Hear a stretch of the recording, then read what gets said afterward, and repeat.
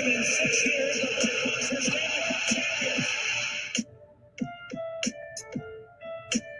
Sox fans have wanted to hear it. The Boston Red Sox are world champions. This is going to be a tough point. The Cubs. Makes the play. It's over. And the Cubs have finally won it all. 8-7-10. Woo! Welcome to Triple Shot Sports. I am your host, Brandon Combs, joined as always by the Soup Boss. Soup, how are we doing today, buddy? I'm thinking about change my middle name to Soup 7-Minute Mitch Boss. I'm just glad you didn't start the show with your mic on mute this time. Oh, well, when I'm doing other things like actually taking and looking at things in reality and not just pissing my pants because my team gets a win, Every once in a while we make mistakes.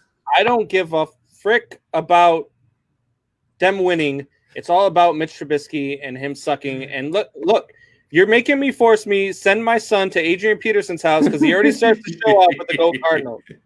I'm going to force Adrian Peterson to take care of this. Hey, listen, he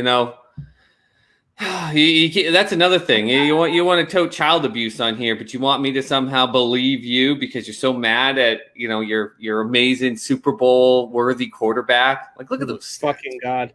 That's it. Look, you made me cuss already, and we're only 30 seconds into the show. Good job. I'm gonna be. Oh my God! I've learned to curb everything. Everything for sponsors. No, not you. Not because of Soup Boss, but because of me. I put everything together for you guys today. Soup Boss said he was busy at work, and we all know he was just sitting at home. He's taking a damn nap. Probably watching the Bill and Ted Excellent Adventure on loop. That's what he likes to do. Hey, it's free. It's free with ads on YouTube right now. The first one.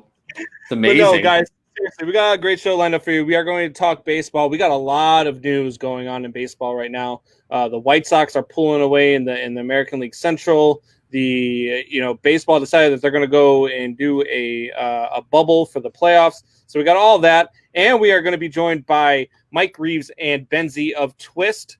And before we bring them on, as always, we are going to start off with our Shop Talk segment. Shop Talk presented by BigDogPoker.net. BigDogPoker.net. Go ahead and sign up. And once you do your $50 deposit, use agent code GoCubsGo. That is agent code GoCubsGo when you sign up and deposit your $50. BigDogPoker.net. All right, guys. So we're going to start off with Shop Talk. Start getting the comments to us. We are bringing in, guys. Now. We are going to bring in from Twist. We have Matt Benz. And last but not least, we are also joined by Mike Reeves. What's going on, gentlemen? Holla, yeah. Holla. We here. Twist Nation. What is going on, boys? This show's about to go through the roof right now. Oh, man. You got about 30 shares right now. Twist is just as pumped as Mitch Trubisky's teammates after that win on Sunday. God. They're Hey, Benz and Reeves, back me up here. Tell me that you guys aren't believing the Mitch Trubisky hype, and tell me that you guys have some NFL sense to you and watched that game and said, wow, they did win, but man, they need a fucking quarterback. So I'll go ahead and take this first. MVP. So I'm going to believe because he's on my dynasty roster. Let's see. And he's a third-string quarterback for me. You're starting with me already. He's going to have the year of his life. You didn't even draft him, Matt. You picked him up as a free agent. Let's talk to the smarter half of Twist then. Mike, tell me that you don't believe in Mitch Trubisky. He's the worst quarterback in the NFL. Thank you, sir. Thank you. At least somebody on this panel has a freaking brain in their head right now when it comes to the NFL. Thank you. He is horrible. Man, I didn't know that over a 100 QBR and 3 touchdowns and 0 interceptions was just the worst quarterback in the league. I would pick you in an awful beard and mustache in a Bears helmet. And I would put that quarterback over Mitch Trubisky. Maybe it's putting that shit on his helmet that's making him play even worse. You should be happy that he's got 100 QBR and 3 TDs. You want to trade me for Cam Newton? Straight up trade. Good with that? Straight up trade. Sure, let's go in fantasy world. I'll trade you Mitch Trubisky for Cam Newton. Yay! We're gonna start a Madden dynasty. That's what we're gonna do. Our freaking fans are loving this. They're wondering what the hell is going on. We got the friggin' Brady Bunch on the screen, and we're talking fantasy trades in fantasy land. Yeah. Anyway, Richard, what's going on, buddy? So, guys, our shop talk segment is, for the fans. We let the fans interact with us. They give us what they want to hear, what they want to talk about. We also start talking about typically baseball, football, whatever's going on big that day. But with you guys here, I'd like to start talking about your power rankings. And I know, Benzie, you're doing the power rankings for RTF Network, soon to be All Access Sports Network. And you I like our gang. Is that going to be a gang sign? I like that. ASN, baby. Let's go. Yeah. All access. All access. All access. Thank you, Steven, for chiming in. Steven says Mitch the Bitchkey. ASN. I love it. It's a cute nickname. Yeah, that is. That's good. Clever. But all right. So last time we had Reeves on, and we Benzie, you couldn't join us. You have a whole lot of stuff going on in life, so you were over there. But you had come out with your list that had the Colts at number 5, and me and Two Boss were all over you. Yeah. What the hell are you doing? What do you see in this team? Reeves had them, I think, at 9, maybe 10. Sure. They were in the top 10, but they weren't at 5, Benz. Jeez. Love it. And I didn't see it. Soup Boss didn't see it. We don't know what you guys loved about this team. And after week 1, Mania! Yeah. The stash took him down. My boy. Like, what in the hell? Yeah. I mean, the Jaguars got their 1 win on the season, and the Colts look like they're probably going 0-16. So what's going on, guys?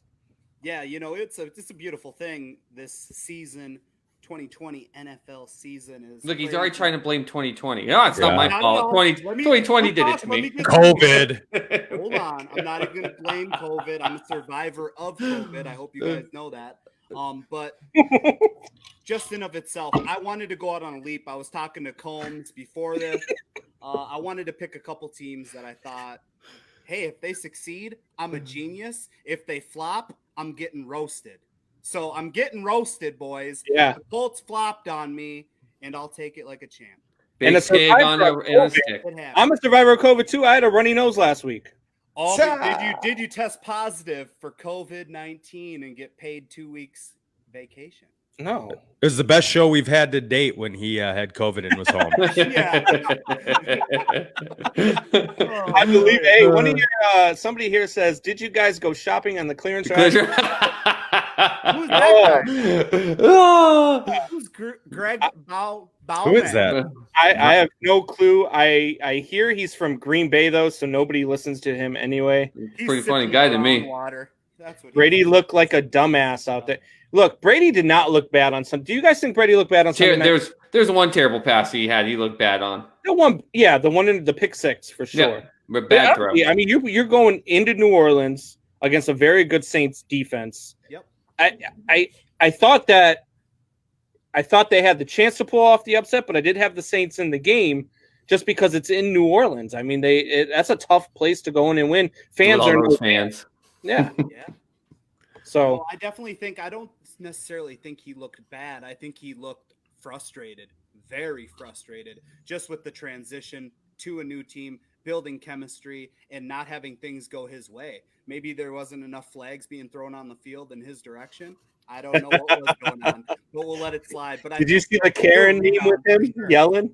Did you see the Karen meme with the hairdo and her earring? Oh my God. Great. I was dying. Yep. That's some funny shit.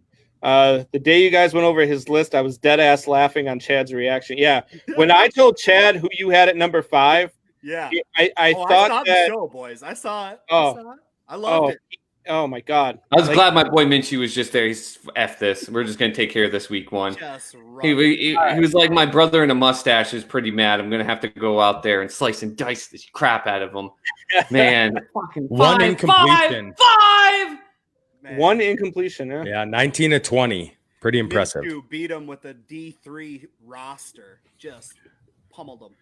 Pretty sure I saw Minshew on one of the movies I was watching late night last night. Well, hey, listen. Wait, this is a family show, 70s porn stuff. Like, let's calm it down there, Hey, Reeves. Relax. It was a Disney cartoon. That's where your head went, Snoop Boss. Oh, Come so on. So you go to the And hentai above the section. table, Okay. Bob. The live action Lion King. Jeez. Holy cow. The hentai section of Pornhub is what you were looking at. Don't lie. Wow, and there are 0 people now. I think Big Dog Poker just pulled their support out. Oh no. They're forcing Yeah, to cut off the front. in their chat rooms. Uh, All right, so it's a new week, and you got a chance to redeem yourself here. So hopefully, you guys don't have the Colts in the top 10 this time, right? I don't. Neither do I. Thank God. I've had a long day. I didn't feel Now, like losing my mind, guys. Thank you. Do you still have the 49ers in your top 10? I do. I do not. 49ers are not in my top 10. All right. Again, we have one smart half of Twist, and then we've got Benz. So, all right, Ben. So let's go with your 10 through 6. Who's your 10 through 6, Benzie? 10 through 6. At number 10, I have the San Francisco 49ers. They were at number 3 in my last rankings. They're going up against the poopy Jets this week. I do expect them to bounce back. The reason why I still have them at 10 is because they didn't have Debo, they didn't have Ayuk, and Kittle was banged up. So you were I making left up them on the excuses. cusp. Okay. What's going to happen when 412-year-old Frank Gore beats them? Oh, would that be elite? The infinite one, Frank Gore, just comes out of. I wouldn't doubt it. Quick question, Matt. Those players that you just named off, Yes. Are they back this week? Depends. I think Brandon might come. Nope. Depends is what Greg wears. I asked you a question. Debo's not. Kittle Debo's probably not. won't be. What about Brandon Ayuk? I don't believe so. I think You put him in your top 10. You're supposed to answer these questions. I got him. If on you're my confident in your ranking, Come on, you're the NFL rankings All right. guy here. yeah. Are you the same guy I who got him at 10. Are you the same guy who put Kaepernick in Madden? This week they can win. Are you the same guy that gave Kaepernick an 80 in Madden? Oh, you think I didn't? Oh, geez. And that amazing afro. That too here in a minute. But go ahead. All right. So at number 9, who you got at 9, Benzie? I got the Bills. The Bills were not in my previous power rankings. I have Oh, them my at God. the Jets 27-17. That is my number 9. That's very low. Who's your number 8? Number 8, I have the Patriots. They were also not in my top 10. After seeing Cam rush 15 times, most since 2015. Have you seen their next 5 weeks? Is this Get ready just for that clickbait? number. Is this clickbait? It's got to be. These Have aren't you real. seen the next 5 These weeks? aren't real. Wait until I say number 7. You guys are going to love it. At Oh, number my 7, the Arizona Cardinals, baby. Oh, Yes. all right. Well, at least you have a good defense and an actual offense. You realize this is the NFL power rankings and not the overreaction rankings? Nope, not at all. Wait, you have an actual problem, Go ahead. Combs, with the Cardinals being the top 10? Yeah, Yes. let's hear it. You Oh. you have been on such a GD Hopkins anti-push that's the only First of reason all, that you don't think I it's would- good. I was. They beat the I was- defending NFC champions, and they have one of the best defenses in the game, probably better than yeah. San Francisco's. Who did I not have in my top 10? And even though they were the defending NFC champions, the San Francisco 49ers, and that's who they went out and beat. I said the 49ers were going to have a down year. I don't think they were as good as they were last year. And they went out there and they proved it. And Arizona, and Arizona's not that good. I'm still not a believer in Kyler Murray. I'm just not.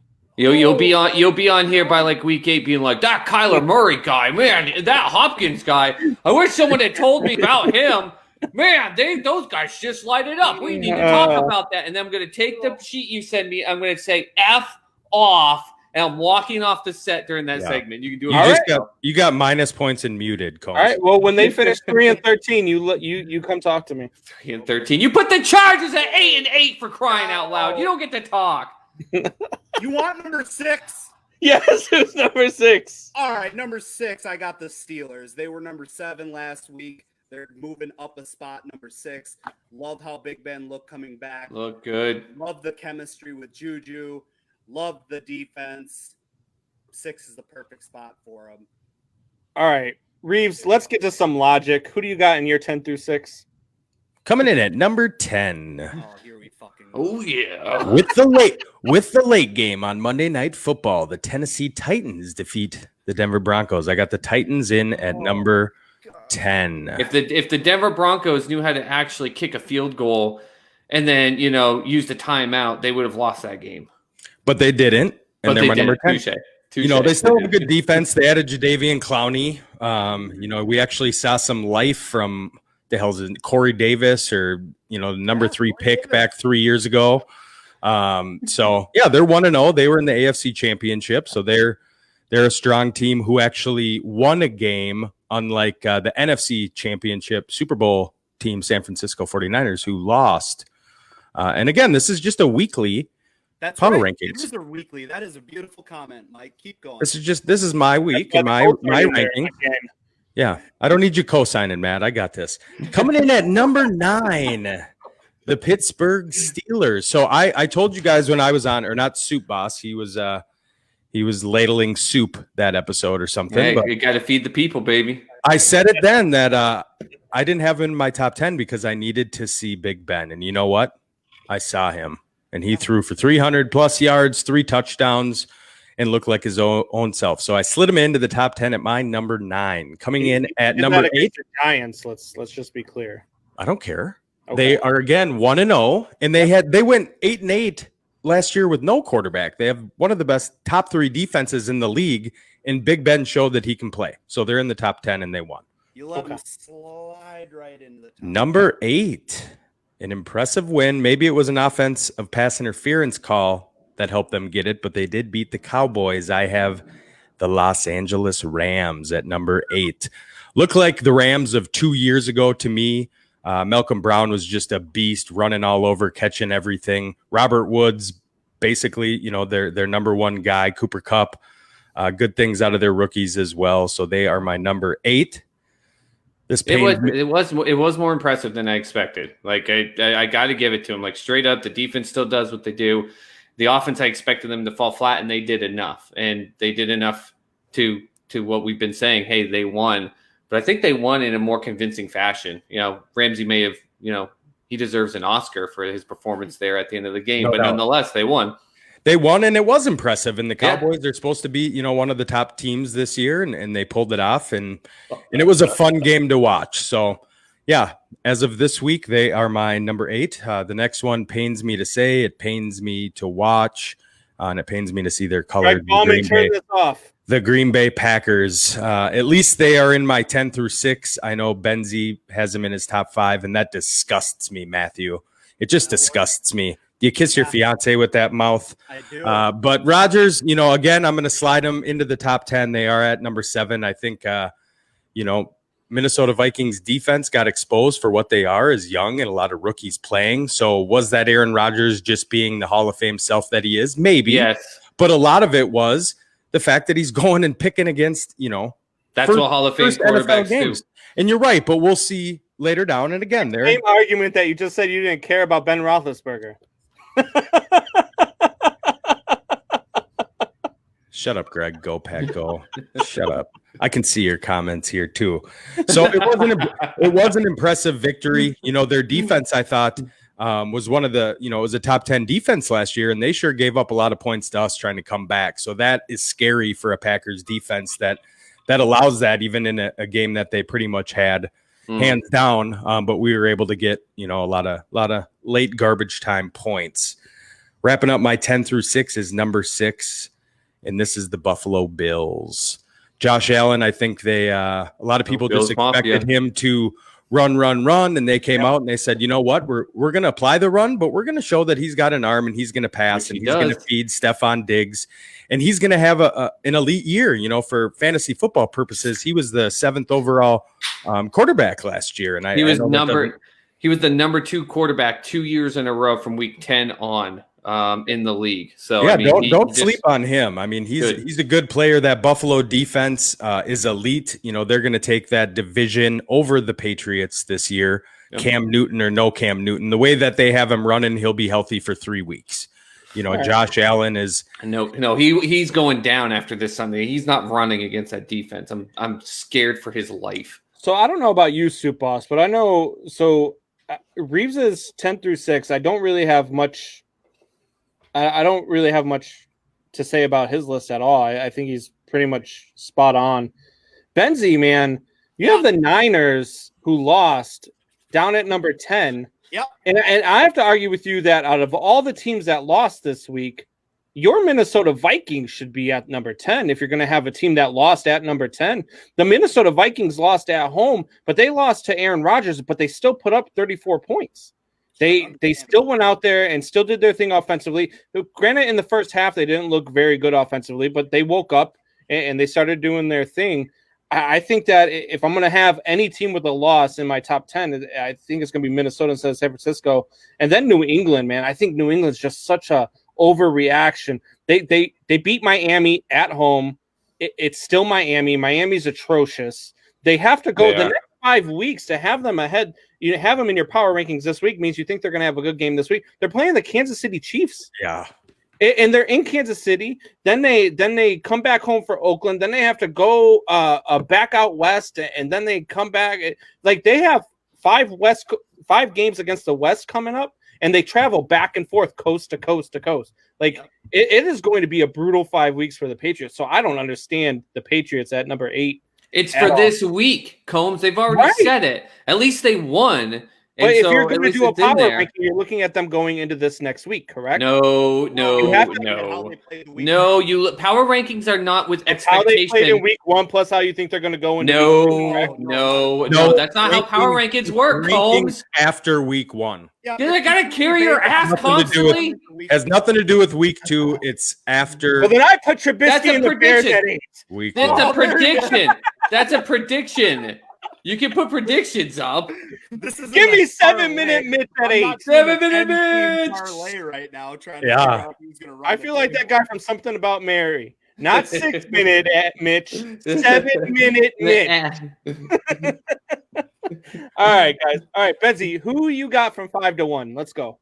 5-1 at number 5. I do have the Packers. Green Bay. Yep, I do have them at number 5. That is just so explosive, and to see how they just dismantled our defense, and time of possession was a complete joke the whole game. So I have them at number 5. At number 4, I have the Seahawks. So just to see what Russell did, what's Green Bay saying now? He's saying, little known Packer fans pay Kirk Cousins' salary just to keep him in. That's a beautiful thing, Greg. Joshua Seavey, where you at, buddy? Greg, go take a bath with some sea salt. And Greg, if they wanted you on the show, they would have invited you. All right? Yeah. Just remember that. All right. So Hoffy coming at me. Seahawks at number 4, boys. All right. Seahawks at 4. It's a good Ravens pick. at 3. Saints at 2. And then the Chiefs at 1. All right. I don't have any. I'd flip your 4 and 3 myself, but that's just me. I think Seattle is once again, everyone talked about week 1 and including on Sports Soup. Outside of me posting about it, no one talks about Russell Wilson ever. Never talks about it. And it doesn't matter what he does, how he does it, with how little of offensive line, how little of offensive weapons. He goes out and slaughters teams constantly, puts up godly numbers. The guy's got 0 MVP votes in his whole career. 0. That's disgusting. If he was on an East Coast team doing what he's doing, he would be on the cover of every freaking Wheaties box, and he doesn't get the attention. So Seahawks are just they're going to just be ridiculous this year. I don't disagree. I don't know if I flop them with the Ravens just because I think if I swap them with anybody, I put the Ravens at 2 and then Seattle at 3 and the Saints at 4. If I'm going to nitpick it, but I don't have any problem with that. Hey, Reeves is giving us a nice little tour of his home. Reeves, this is the living room. My computer just talked to me and said I have 8 minutes till death. Oh, okay. Are you going into Greg's room now? Yeah, they got bunk beds they share. So. Yeah, there's a lot more room for activities. Amen. There it is. Yeah, baby. Yeah. All right. There we go. Plugged in. Give us your top 5. All right. So, again, Combs, you're probably not going to like it, but I don't care. This is a weekly power rankings, and number 5 is the Cardinals. They are sliding into the number 5. That's a big win. I don't care, That's huge. that San Francisco has players out. It's all about their defense. And Kyler Murray's coming in, with a lot of pressure this year. That second year for a number 1 overall pick, he's projected as a top 5 quarterback, and he absolutely showed it, especially with his feet. If he didn't have a couple kneels, he would have had 100 yards rushing and a touchdown. Yep. That trade to get DeAndre Hopkins. Yep. He targeted 16 times, 18 times, caught 16 ball. I mean, that's man. That is exactly what you do when you bring in a player like that. Houston fans are sitting there involved in the game plan. Houston fans were sitting there on Sunday just go, man, I wish we had a wide receiver like that. That'd be great. Yeah. What do you think, Combs? What do you think, Combs? Combs trashing Hopkins all preseason, by the way, guys. I did not. You're a joke. You're a joke with it, and I'm going to run you over with it. I saw those stats. I was like, I can't wait. He's mad because I did not have Hopkins in my top 10. No, they looked good. They're my number 5. My number 4 is the Saints. I thought that was an impressive win. Again, the Bucks, we haven't really seen anything of them. We heard a lot. They brought in Brady. They brought in Gronk. Gronk's the one that looked old. Brady looked fine. Gronk looked horrible. They did a great job of exposing Brady's desire to throw to him. If you watch that game, the amount of times Gronk, out of all the players, they double-teamed Gronk so many times, and Brady looked at him first, and he was just like, "Ah, shit." Like, watch out for Scotty Williams. Williams Williams going to put up some numbers in Tampa Bay. You talk about a quarterback being exposed, and they did this a little bit last year, but Drew Brees, they just bring in Hill when they're going to throw deep. Yeah. He's literally got no arm left. It's like they have to, we're going deep. Well, Taysom, come on in. We're either going to, give you a sweep to the right or you're going to throw it deep. So that scares me for the Saints and for the future of that team this year. The fact that they did that in such a big game when it was still close in the beginning, it was 3rd and 6, and they brought him in, and it was the whole focus was a deep post to Thomas with Hill throwing to him, and he scrambled for the first down. I was watching it, and I was like, that wasn't a designed scramble. Nope. They literally had him out there to throw it deep to Thomas. What is that? That's exactly what I was thinking. Good point, Reeves, because I was just like, that is not a good sign. No, Jameis Winston's over there. This is going to be his last year for sure. That's why Tampa's going to still win that division. And they could, but they still pulled off a win against a supposed good team. I did have them in my top 5 last week, so they stood there. But the Seahawks climbed into number 3. Russell Wilson, they said it in the offseason, we're going to give them more reins to throw the ball. Every time, they're down and they're like, all right, man, we need your help, Russell. And he comes out and he plays like Russell Wilson and he plays amazing. So this year, they're just like, we're going to give you, Santa's reins and let you play with the reindeer. And he went off, but we've seen it before. And so it's impressive. And to me, I think they're going to be, at that 3 spot for a while. My number 2 and my number 1 are the exact same as they were at the beginning of the season. And last week it's the Ravens at number 2, the Chiefs at number 1, the 2 best quarterbacks in the league coming off, great seasons last year, Pat Mahomes, Super Bowl MVP, Lamar Jackson, regular season MVP, came out firing away.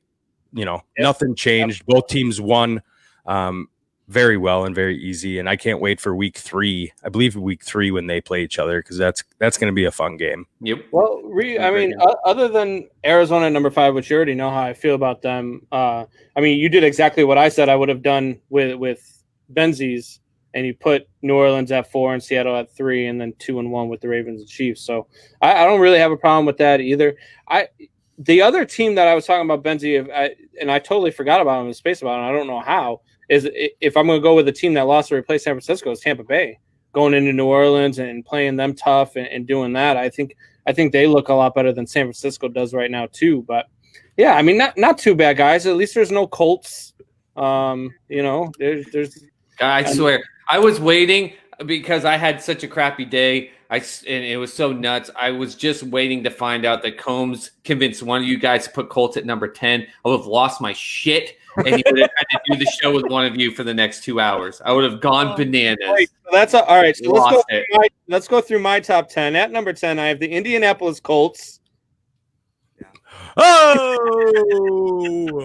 just joking. I mean, that's one against my 600 Mitch Trubisky, so I deserve it. So Might as well just put the Jags in at number 10. There you go. All right, so here's a question for you guys. Who you guys do fantasy? Yep. Oh yeah. All right. So who? speaking of fantasy, real quick, if everyone notices that I'm looking down at my screen, I have a draft because I have a league starts at week 2, and I totally forgot. So That's the Sleeper app. It looks like. it is Sleeper. I freaking love Sleeper. It's in Oh, yeah. 80% of my league. So Sleeper, want to sponsor us? Let's go. Let's do it. Greg says triple shot went dumpster diving for NFL Insight. Buck says KC is number 1 till 2025. You know what's funny about Buck that? Kaiser says Colts are a solid number 11. What's funny about Oh my Buck God. saying that KC is number 1 is that when I was on Mike and Mike earlier today, he Yep. actually had Baltimore at number 1. Well, you know, That was all Michael clickbait. Kaiser also had Miles Sanders as the 4th best running back in the NFL, and he also Detroit had, Lions winning the division. and he had King Henry at number 7. Detroit Lions winning the division, which I'm winning 2 bets with 2 other shows on the network right now, Infinity Sports and Strikeout Beer, who said that Detroit Lions are going to be better than the Bears and the Vikings, and so they're both going to have to wear shirts with my face on them during their show. So I can't wait for that. I mean, because if you lost to the Bears with Mitch Trubisky playing like that, you have 0 hope for the rest of the season. I just hope that you come with. I hope it's a face that's like, or like All right, blowfish or something crazy. So fantasy-wise, Your finger in your nose. 2, and I already threw out one name out there who I think is a huge pickup if you can get him off the waiver wire, which is Scotty Williams. Tom Brady loves him some Scotty Williams, and he showed it in week 1 against the Saints. Who are some other waiver wires, as I went 0-3 in my fantasy leagues this year, so I need to do a couple of pickups. Oh man, it was a look. I lost by 4 points in 2 of the 3 leagues, and in both of those leagues, I had Connor James. So it hurt me last night when Connor James went down with a sprained ankle. I was yelling at my TV, "Just play, you pussy! If you played hockey, you'd play through it," and it didn't work. But who are some of you guys' waiver wire pickups? Reeves, go ahead, bud. I think at running back right away, the first 2 gone are Mac Brown and Naheem Hines. You know, they're going to be the ones that everybody's fighting to get. To me, I would take Naheem first, just because you know he's going to have an every week role. You know, now that Marlon Mack went down, Jonathan Taylor's obviously that 1A, but Naheem showed it just last week that, you know, he's going to play and he's going to have a role even when there was 3 healthy running backs. So now with Marlon gone, Naheem's going to have an every week role, whereas, you know, Brown with the Rams, I really think they're just going to do the true who has the hot hand. If Cam Akers, who took the first handoff in the game because they spent a 2nd round pick on him and they really want him to thrive, and I think he'll do well. If he would have started off hot, he would have had that big game and Brown wouldn't have. You know, Henderson's there as well, so they really have that 3-headed monster, and they're going to play the hot hand, whereas Hines will have a role every week. So those for the running backs. Maddie? I'll stay on running backs just for a second here, and I'll go Benny Snell Jr. I believe he's only owned in like 14% of leagues right now, so I would pick that up. I think Connor will be on a snap count majority, and when you got a running back like Benny Snell who goes and gets 19 carries for over 100 yards, I'm in. Just to seeing his footwork last night and to seeing how he runs hard and has great vision, we'll go with him in running backs. Another name I want to throw out there is going to be Dallas Goedert.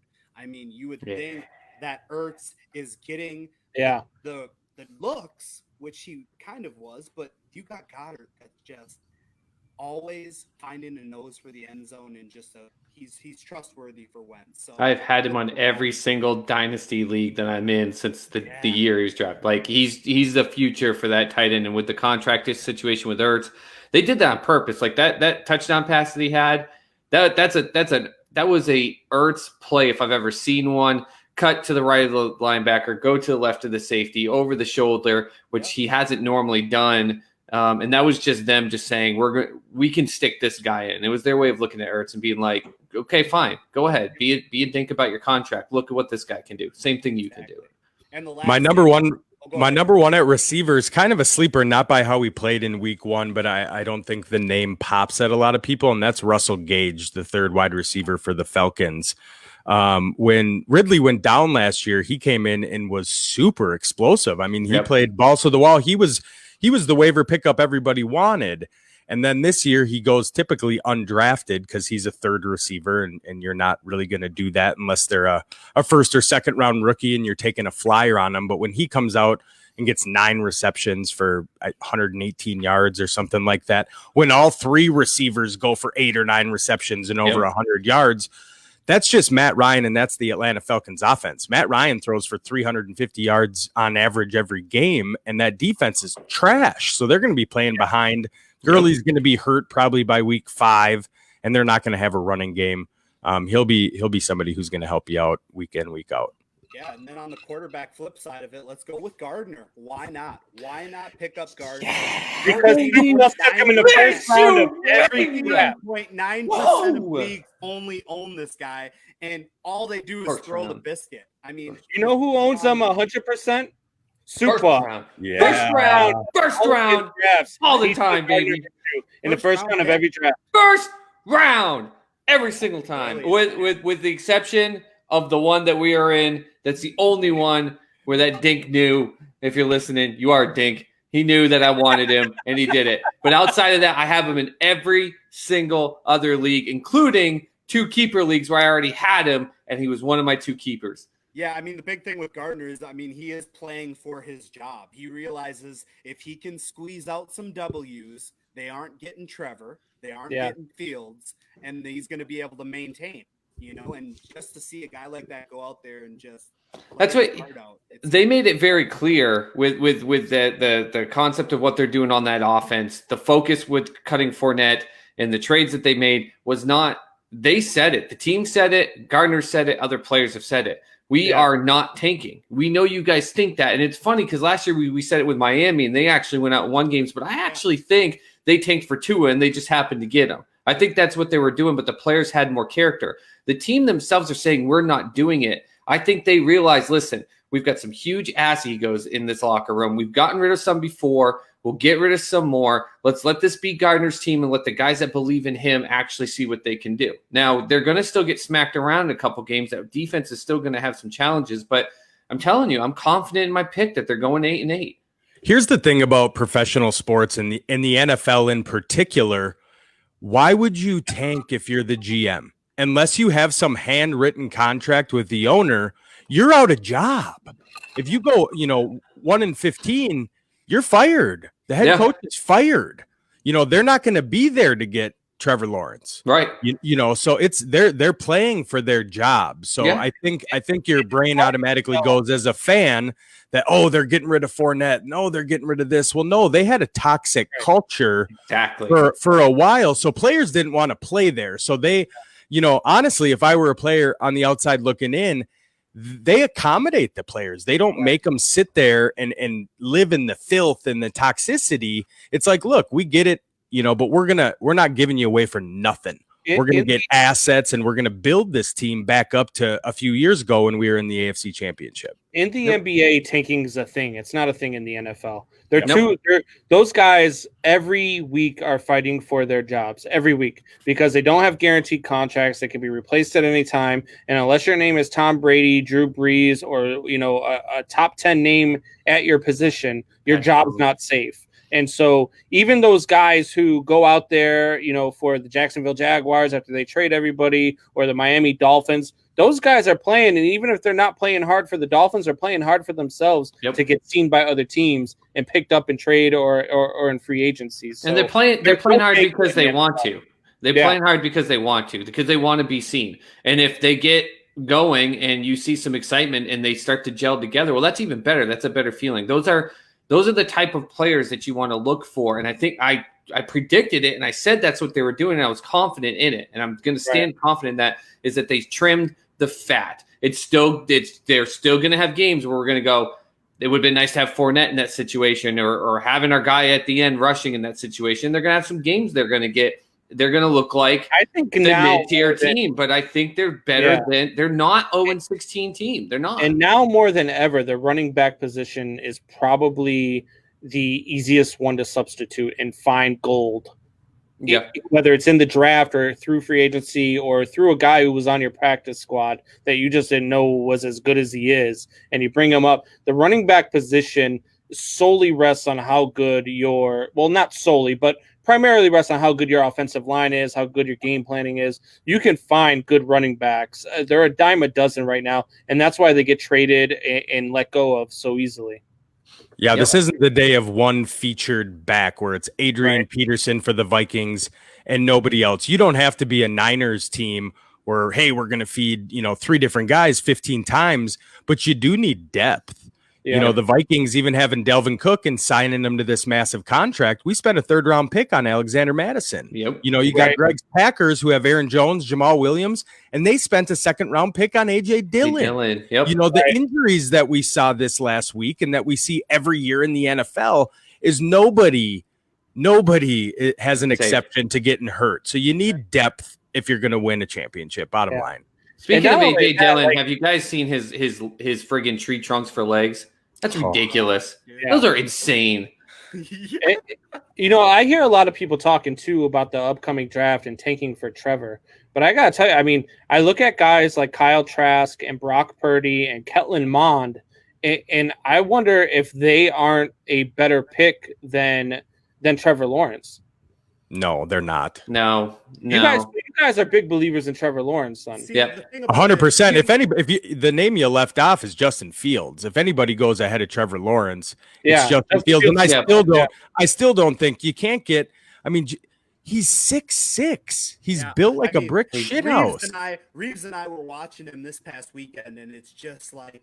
And that translates in college, but that doesn't always translate in the NFL. But he's been that way in every league, I see a lot of Ryan Leaf, college-wise, in Trevor Lawrence. I don't know, man. Trevor.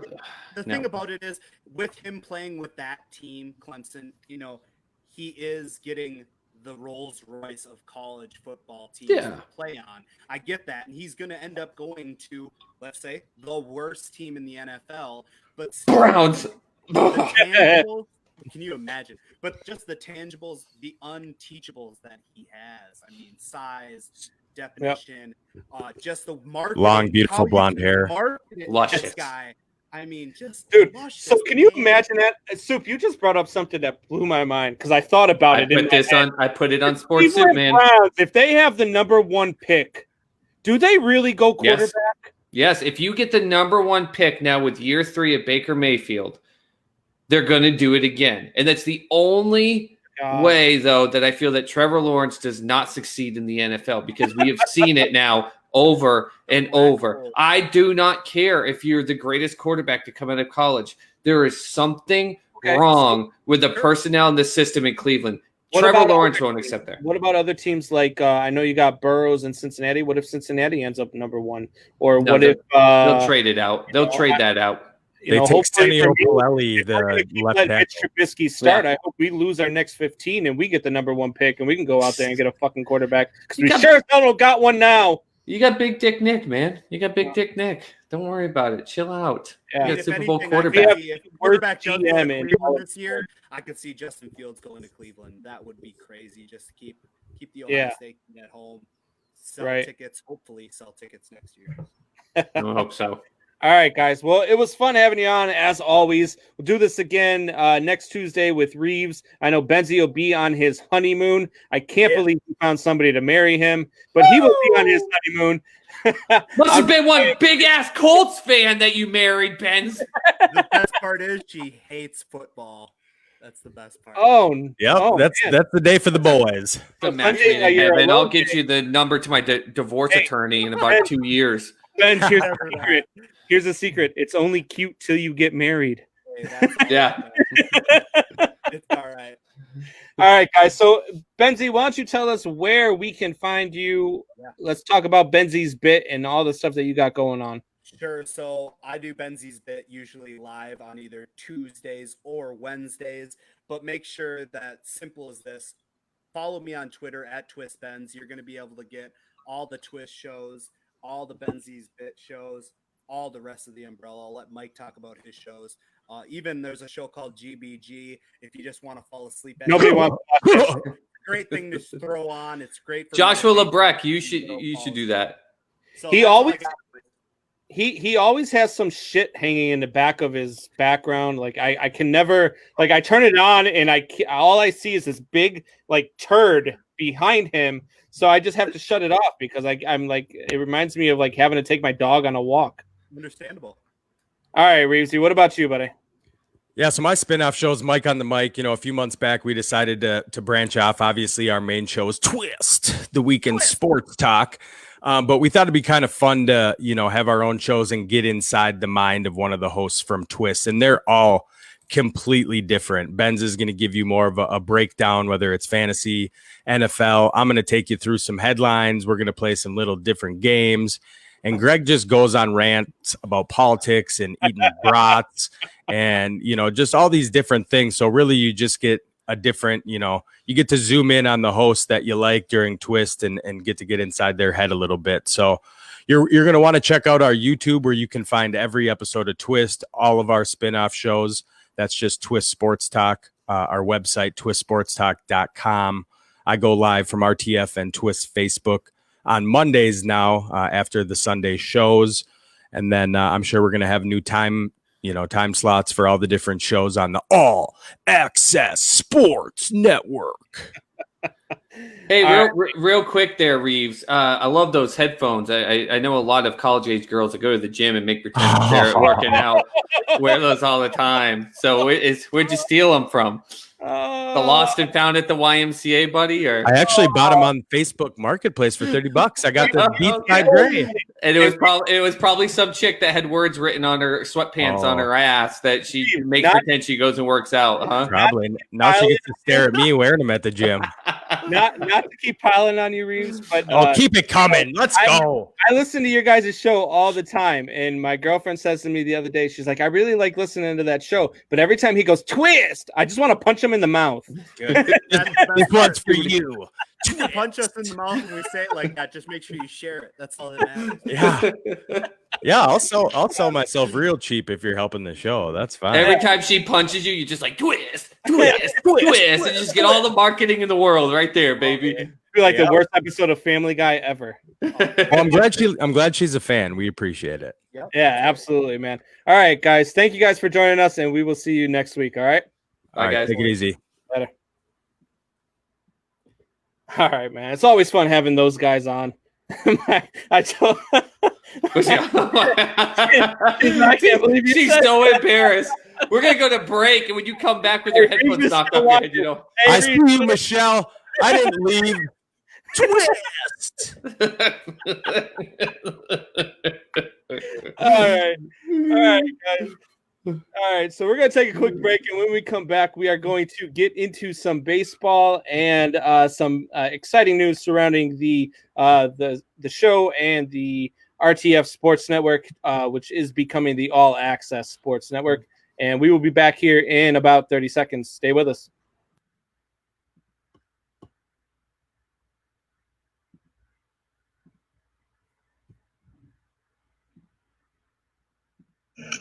What's going on, Triple Shot Sports family? This is Brandon Combs, host of the best podcast on the planet.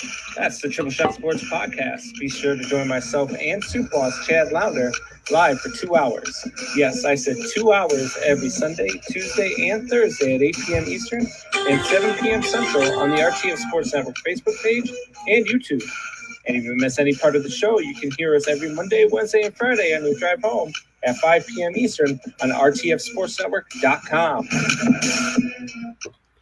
All right. So you give me so much crap about muting my mic. Every time we go on a break, mute your damn mic. Come on, man. It's so simple. Mute your mic. We all heard your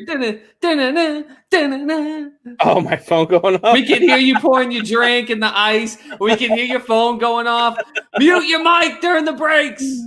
But then I'll be like you and I'll forget to unmute him on my way back on. That won't hurt anyone's feelings. Trust me.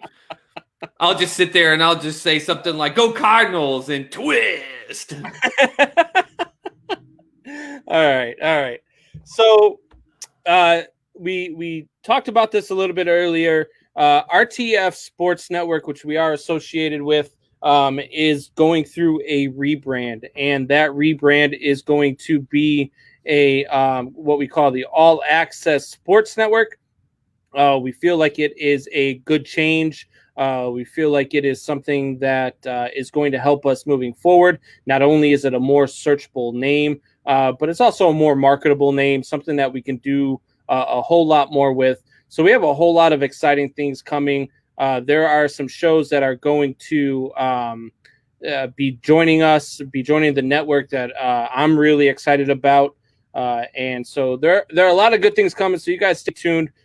We have a lot of stuff going. Here's the logo that we came up with. So that is going to be the logo for the new All Access Sports Network. And don't worry, we'll be able to change some colors, so we're not going to be ripping off the LA Rams every single night. Or Michigan.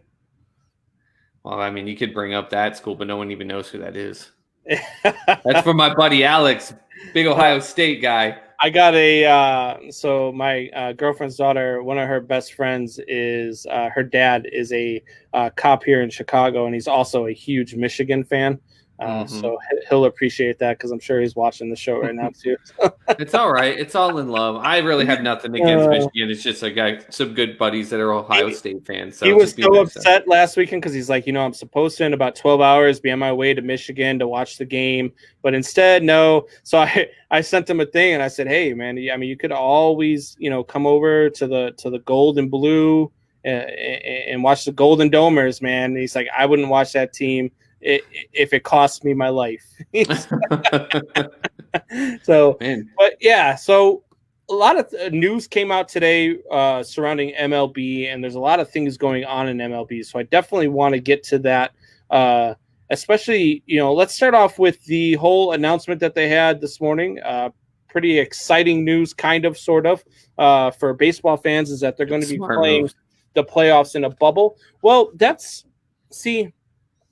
I think it is a smart move. It is. But I think that they should play the entire thing in a bubble. They're doing the wild card round where each team, like they're doing now, the higher seed, the home team is going to host all 3 games. It's the best. Yeah, no, that's stupid. The whole thing needs to be in a bubble. If you're going to put the playoffs in a bubble so you don't have any issues or any delays, do the whole thing. The second the regular season's done, all the playoffs are in a bubble system. And then I started thinking, and now my next concern comes from one of the bubble sites is in California. And California right now is on fire. And they got fire tornadoes. You see that? I watched a double header yesterday where these guys were playing in air where they say the air quality, if it's 200 or greater, that it's unhealthy and very bad for you. And their air quality was at like 280 during the game. Yeah, and we had a game postponed today. Yep. So I think they had it postponed because of the way the players were so outspoken about it after the game. They should have postponed that doubleheader yesterday. Hey, I told you my biggest concern is as this season gets near the end, it was going to be the weather, but I thought it was going to be rain. I didn't realize it was going to be fire falling from the freaking sky and creating tornadoes. Yeah, it is. It's insane right now over there. It's sad to see when you see the photos and you see the sky lit up and it's all burnt orange, and it makes for a pretty backdrop, but it's not what what you want to hear, what you want to see, all stemming from, I guess, from a gender reveal, I guess, was what started it all. Yeah, I hope if it's a boy, they name him Lucifer. That's all I'm just hoping for. Oh man. All right. So the bubble is going to be between the new stadium there in Texas. Was that Reliant Stadium? Is that what it's called? Yeah. They don't even call it down here on the radio. They still just say the ballpark in Arlington, which is not what it is. So I think it's Reliant Stadium. Yeah. Yeah. So that's a beautiful ballpark. And then I guess the other one is between San Diego and LA because they're so close. I think that they're making both of those sites, if I remember correctly. But I could remember my prediction on that, man.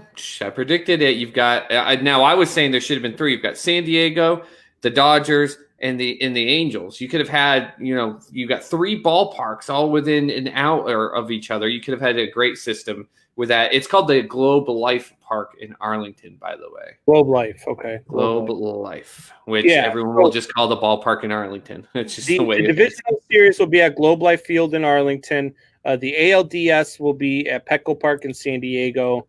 And Dodger Stadium, LA. So I was right. They're also going to be playing at Minute Maid Park in Houston for the NLDS. But it's going to give us that same atmosphere that I loved with basketball and hockey, was that you're going to get baseball all day long. Yep. You're going to get playoff baseball all day long. And for me, like I'm telling you right now, this is better than Pornhub. Like, for real, this is the thing for me that is like, wow, I can't. Oh my god! Like, yes, I am super excited. So you compared something being better than Pornhub for something you can watch all day long. I'm stressing because my day was busy at work, and you're just like, yo, listen, what do you do all day long? Is that what you do at home? I work from home. Yeah. Hopefully your boss isn't watching this. Yeah, just stream Pornhub. Hey, if my boss is watching me, screw you. I'm gonna watch more baseball than I'm gonna do work. I care less. Oh, geez. Your girl's watching this too, for crying out loud. I had a day today, man. I was not happy by the end of the day with work, so I care less. But at any rate, I know we're talking baseball, but 4 minutes ago, Celtics losing their 12-point lead they had. They're only up by 4 with 4 minutes to go. So yeah, close game. Yeah, it is. I turned it off. I actually have Cubs in Cleveland on right now. Of course you do. Big surprise, right? God. All right. So the playoff bubble, you think it's good or bad? You apparently think it's good, correct? No, I think it's good because if they had done it the whole way, I don't understand this. We're going to not use the bubble until we get to the divisional series. Like, what's the point of that? So now what happens if you have some type of breakout of some sort? You're going to delay the playoffs. Get to the playoffs and put it all in a bubble. You've watched it with the NHL. You've said that you've taken a lot of account into what they're doing, what the NBA is doing. You've seen the success in it. This is just typical Manfred. Like, I like this idea. I think this is smart. We should definitely do it. A third of the way in. Just do it. Do it all. And there's plenty. And like I said, you've got those 3 ballparks right there. Arlington's got their brand new ballpark. And then, in which, by the way, like, if you want to talk about bubble, I live in Oklahoma City, go down there. It's like Jerry's World and the 2 baseball parks. And then there's nothing. Like, they literally have that thing smacked. If there's dead space somehow in the Dallas-Fort Worth area, they found it. There's like the 6 Flags, and then that's it. There's nothing there. It's dead. And then Houston's ballpark, man, that used to be my former employee. I got to go there twice a year for events. Absolutely love that. But do it for the whole thing. You can do it. Don't tell me you can't do this. They had how many? 16 on each side? No, they had 12 on each side in hockey, playing in just 2 domes. That was it, in 2. And they had 24 teams being able to play, like you said, starting in the morning and then ending in the evening, and they still are having great series in those 2. And you're telling me that you can't get the whole playoff series within, 5, 6 stadiums? You can. It's right. God, it's stupid. We're going to have I hate trying to give Manfred any credit because he does stuff like this. Like, good job, you idiot. Like, you can't just say congrats. You actually made a good decision. And one team is going to have some freaking breakout. And what are you going to do when you have one team have a breakout? We're going to sit here after 3-game series and make all the rest of baseball sit and wait? Or are you going to have the rest of baseball go except for the one team that's supposed to face off potentially against, like, I don't get it. So that's exactly where I was going with it. I think it's a good idea, bad execution. Yeah. Because it to me, it's a great idea. To me, I actually don't mind carrying this idea into regular seasons that aren't 2020, into a full season where, if you have a team like a Cleveland or a Colorado that ends up in the World Series and we're playing in late October and November, we're not playing in 30-degree weather with possibilities of snow flurries. I don't like that. They you know that when teams that aren't as good, but when they get to, like, when Colorado played the Red Sox I'll Yep. give them one thing is that their stadium was rocking. They were pumped. You don't take that away from those fans, because a lot of times when they're not doing good, the fans aren't there. But that doesn't mean that the fandom, they don't want to spend their money on watching a losing team, but they're more than excited and ready to go if they win. You can't take that away from them. But you get teams But with that said, if you don't put this in a bubble now, that's what we're going to have. We're going to have freaking baseball and Christmas. At that point, it's too much. Even if, trust me, I live in Oklahoma City. Just because it gets December doesn't mean it's always balmy 60, 70 down here. We get that air comes right off the Rocky Mountains and it goes Oklahoma City and it gets into Dallas. And we have some mornings where it's, 20, 30 degrees and it takes a little while to get warmed up. And then in the evening, it starts to cool down. Like, I just don't think it's guaranteed if you have it playing during Christmas. Just stick it in the bubble. Like you said, execute the whole thing. Now, the other thing is that they're not doing like an actual bubble like the NBA and NHL did. They're traveling to the hotel and then traveling to the park.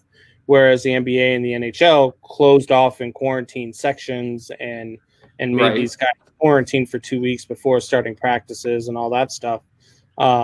So again, good idea, bad execution, because you're still exposed to all the things you're exposed to anyway. So at that point, what difference does it make whether you're playing, I get you're traveling for, games 3, 4, and 5, but I just, to me, I just don't, I like the idea. I just think that I think they're doing it just to appease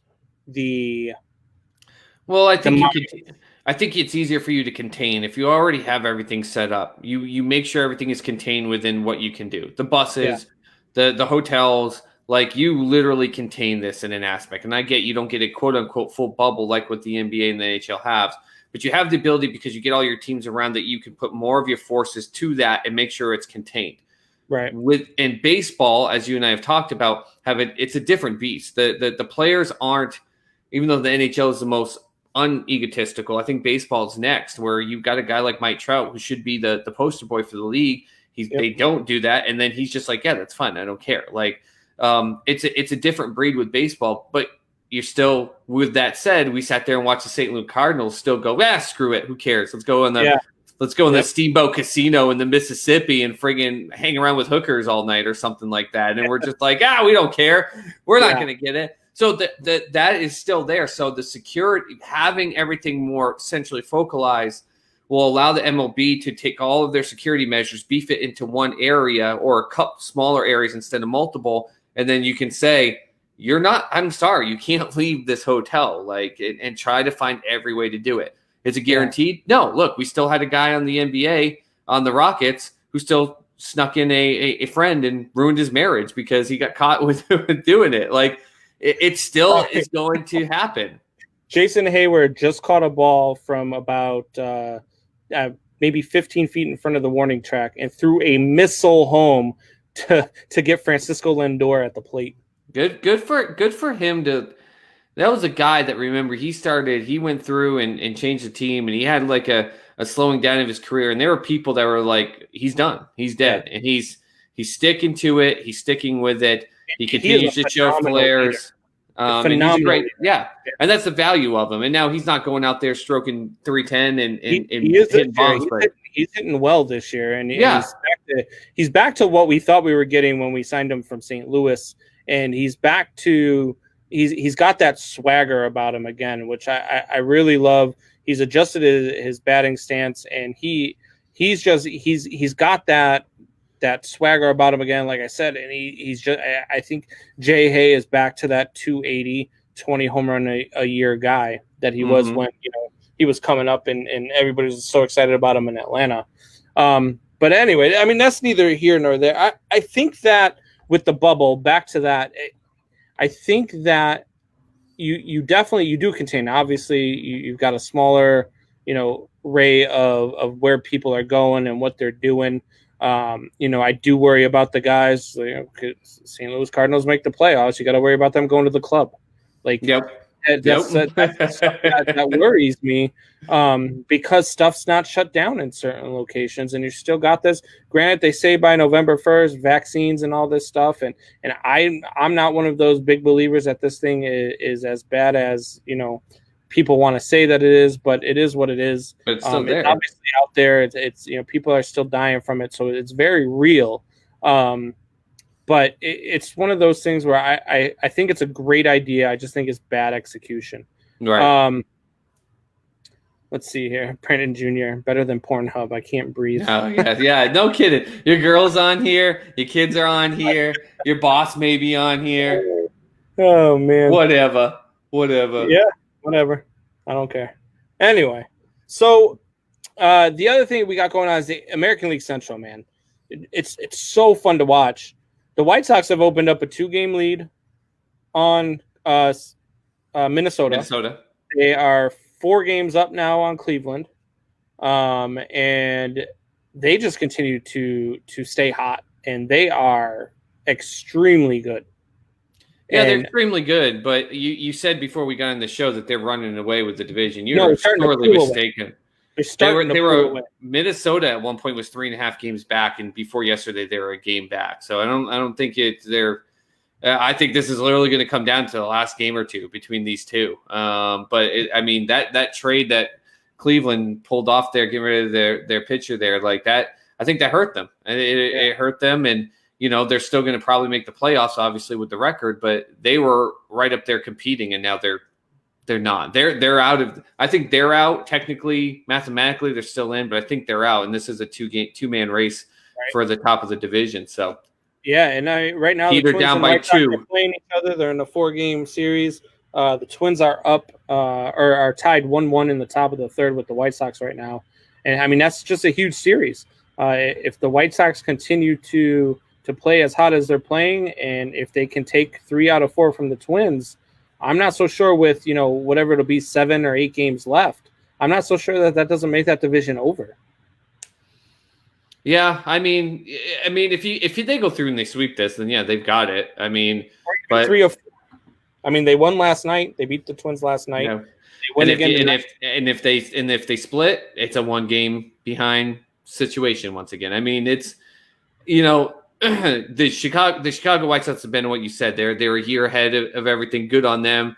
They're playing some great baseball. But the Minnesota Twins, I said it and I called it. They're not a pushover team, and they're the team that no one was talking about. At least people were saying Chicago White Sox were a team that were a year away. No one said that about Minnesota. But I've been watching these guys develop over the last 2 years, and they're no pushovers. They just don't have that explosive guy like the Tatis that you've got out in San Diego that you can go, hey, look, they're only a game and a half back. Like when they were 3.5 games back in San Diego over LA, people were like, they got a chance. Minnesota being 2 games back, just because they don't have that explosive guy, I could see people going, well, Chicago's going to pull away with it. Well, no, they've been number 1 or 2 for a while. Tonight, they're 3 games up with 2 to play in the series.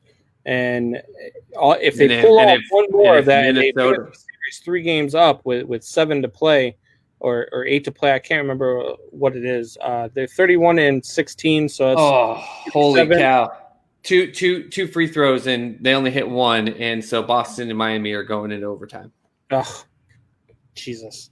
Good way. Good. It's going to be I told you it's going to be a 7-game series. They're going these 2. You think Toronto and Boston were exhausted at the end of their series? These 2 teams are going to be spent. By game 6, it's going to be the ugliest basketball you've ever seen. And with that said, even with Miami rested, though, they're going to get exhausted because Boston's going to push them. They're the best defense in the league.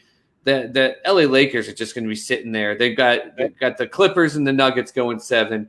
They're going to beat them, and then you're going to probably have Miami and Boston going 7. And the Lakers are just going to have these teams that are just spent, exhausted. And I think the Lakers will have it. I took over baseball talk, I know, but it's crazy to me. It's Jimmy Butler, too. I wish the Bulls could get a guy like that. I don't even want to talk about the Bulls. But at any rate, I think that the AL Central is very interesting. I think that the White Sox, again, if they go out and they win this series 3-1, with whatever will be remaining for games. I'm looking at it right now. It looks like 7 games will be remaining after that. That's a 3-game cushion in 7 games, unless the White Sox just actually absolutely crap the bed. It is going to be extremely tough for them to come back from. Yeah. Well, a lot of big ifs. If Minnesota wins tonight, they're only down by 1, and then you've got 2 more series. I think there's a lot of ifs in this scenario. And Chicago got the first if by winning game 1. But if Minnesota wins the next 3 games and they sweep out, then they're up by 1. And I don't think until we get at least 3 games through this 4-game series, we're going to really kind of know what's going on. So to me, it's just more of an if thing. I'm not driven on feeling like I'm confident in either one. In fact, I would not be shocked if they walk out with Minnesota still down by 1 game because they split the series 2-2, to be honest. All right, Supas, you ready right now? All right, so I want you to do this for me, Supas. No, here we go. Go like this. Go like that for me. I don't got any dandruff on my back, but sure, I'll do that. Just pat yourself right on the back, because the San Diego Padres are coming for the Los Angeles Dodgers. Yeah, they are, baby. They are. 1.5 game division. San Diego went out there last night and beat LA, beat Clayton Kershaw, and they are playing some great baseball, and they really look like they can come back to this division. If they go out and win again tonight and then sweep them tomorrow, they're a half game up. And look, I don't think there's any looking back for the San Diego Padres. Yeah. So we talked about this preseason. We both picked the Padres. We both thought that we were going to yell at the other person because we both thought that we were the only ones picking the Padres and how good they were, and how we were wrong about the Dodgers though. We did say the Dodgers were going to have a down year and they're going to miss their pitching. They have not had a down year. I said they were going to have a down year, but I still put them at my power ranking number 3 when we did that. And then I said, based on the playoffs, if I knew the playoffs were the way they are with the 2 team and then the 2 extra, I would have actually put them in the playoffs. But yeah, no, I did not. I fully expected them to just fall flat on their face for the first 20 games of the season. Yeah. When we saw Kershaw right at the beginning of the season get hurt, I was like, yep, here it comes. And Mookie's going to start slow. And all that did happen. Kershaw got hurt. Mookie was slow for 2 games, and Kershaw was only out for 1. And then they were like, screw it. Yeah. 2 games. Yeah, that was it. So it was just like, oh, okay, well, there's that. Yeah. So, but it's a situation like, listen, the Dodgers, they keep getting there. They keep doing it. They're an amazing team. They keep finding ways to win, even when their top players aren't hitting. Yeah. But the difference to me is that San Diego found a way to be exciting. They struck gold in the Tatis Jr. And then they said, listen, we're not the Dodgers. We're not the ones that are always here. We've been waiting to get back to this since the days of Tony Gwynn. We are doing this now. And they went and traded assets for players. And listen, even though they were their best assets that they traded off, these weren't top 100 assets in the whole MLB. So to them, they were trading mid-tier, minor league players to go after it now. Because if next year they're bad, they're going to call up these mid-range minor league guys and do the no different than they're doing. If all of a sudden they start to suck, they went for it. They're exciting. They're having a ton of fun. And I'm so sick and tired. And I know we're going to bring this up. I'm so sick and tired of people complaining when teams have fun and celebrate. Unless they are looking at another player and flipping them the bird.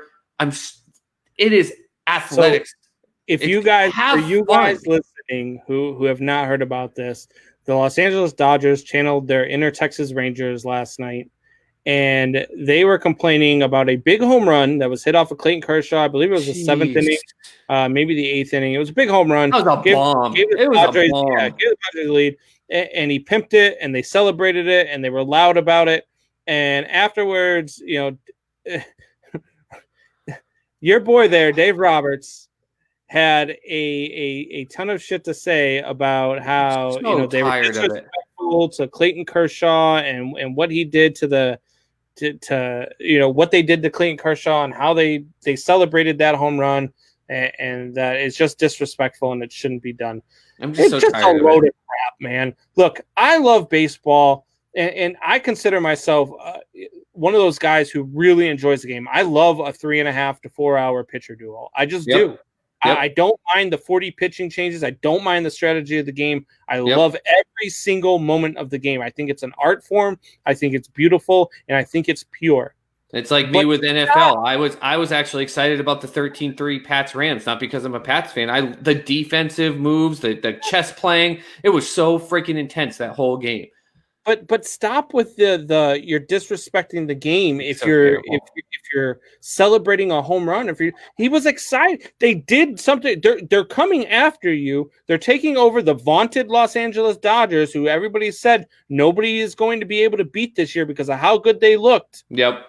And now they're coming back and they're looking just as good, and they're looking like they are going to catch you and they're going to beat you. If they're in your head that bad, you've already lost the series and you've already lost the division.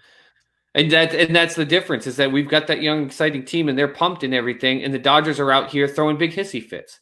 It was a monster bomb. And I think what it is it was the frustration. You had a 1-0 game, you had your ace on the mound, he's going deeper into the game. And that was a lefty on lefty. The second that ball touched his bat, it was a beast of a bomb. And in San Diego to do it that way, it's insane. But my goodness gracious, like, he didn't look at Kershaw. He didn't Batista flap, the bat flip, look at Kershaw. He didn't throw him the birdie. They were having fun. They were celebrating. I've played sports my whole life. I'm one of the players that you prove it on the field. So I was never a big celebrator. But that didn't mean of my own stuff. But that didn't mean that when my teammates did great and it was a big play and we were pushing for playoff seeds or beating some of the better teams and proving ourselves, and they got excited because something big happened, I didn't celebrate with them. But they're not celebrate. What are you supposed to do in baseball? This is why baseball is having problems still. You're screaming at a kid yelling at a 3-0 pitch. You got his own manager throwing him under the damn bus, which he's lucky this team is playing their hearts out for themselves, because I don't know how he has that frigging clubhouse. You've got another one just saying it's a disgrace to the game, even though his own franchise destroyed a team and was swinging at 3-0 pitches and hit grand slams in the 8th inning 2 years before that. And now you can't celebrate. You hit a huge bomb off of one of the game's best pitchers to tie it 1-1 in the 7th inning, and the people in the dugout aren't allowed to celebrate. Shut the hell up. It's a hypersensitive world that we live in. I'm It's so not just tired of baseball, it. It's the entire world right now. It's what it is. If you're offended by it, no matter what it is, you say you're offended by it, and then all of a sudden we're supposed to think it's offensive. Mike Fink times into the two teams we're just talking about. The White Sox look like a team with a bright future. Then he realized they traded away Tatis for James. Oh man, imagine if Tatis had been on this team where they are. Then at that point, if he had been starting the season like he is now with what they've got, it wouldn't be about they're a year away. It would be about it's their time. Who's going to stop them? Yeah. It's crazy. You'd have Tatis, and then you'd have and that's why they traded him, because they have Tim Anderson, and so they didn't think they had a spot for him. But if you move Tatis over to second base, or even Anderson over to second base, and have those two as your middle infielder, you have Moncada at third, you have Abreu at first. Oh my God, man, this team would be absolutely sick. And the fact that you traded him away for James freaking Shields, man. Oh my God, does that have to hurt? It's got to hurt. James Shields is one of those guys that will be able to ever walk around and just go, do you know how much people like everyone, he performed at different times when he needed to, and especially for Kansas City, but he was that guy that would just he just knew how to just perform just enough and to show just enough that multiple times, not just that trade, other times with contracts and trades, and he just learned how to cling and stick around long enough. But it's going to be something that, thank goodness that the White Sox though are playing good.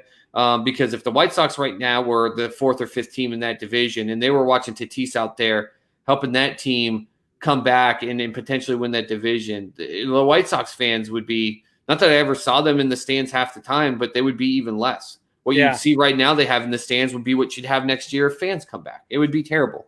They'd be so depressed. Yeah, absolutely. I 100% agree. All right, so we're going to take a quick break, and then we're going to come back. And we are going to play Way or No Way for the first time in a while. And then after that, we will get to shop talk, and we will talk some basketball and talk some hockey. Boy, them Dallas Stars came out of freaking nowhere. Man, Holy amazing. cow. Good But, for them. So we'll be right back here in about 30 seconds with Way or No Way.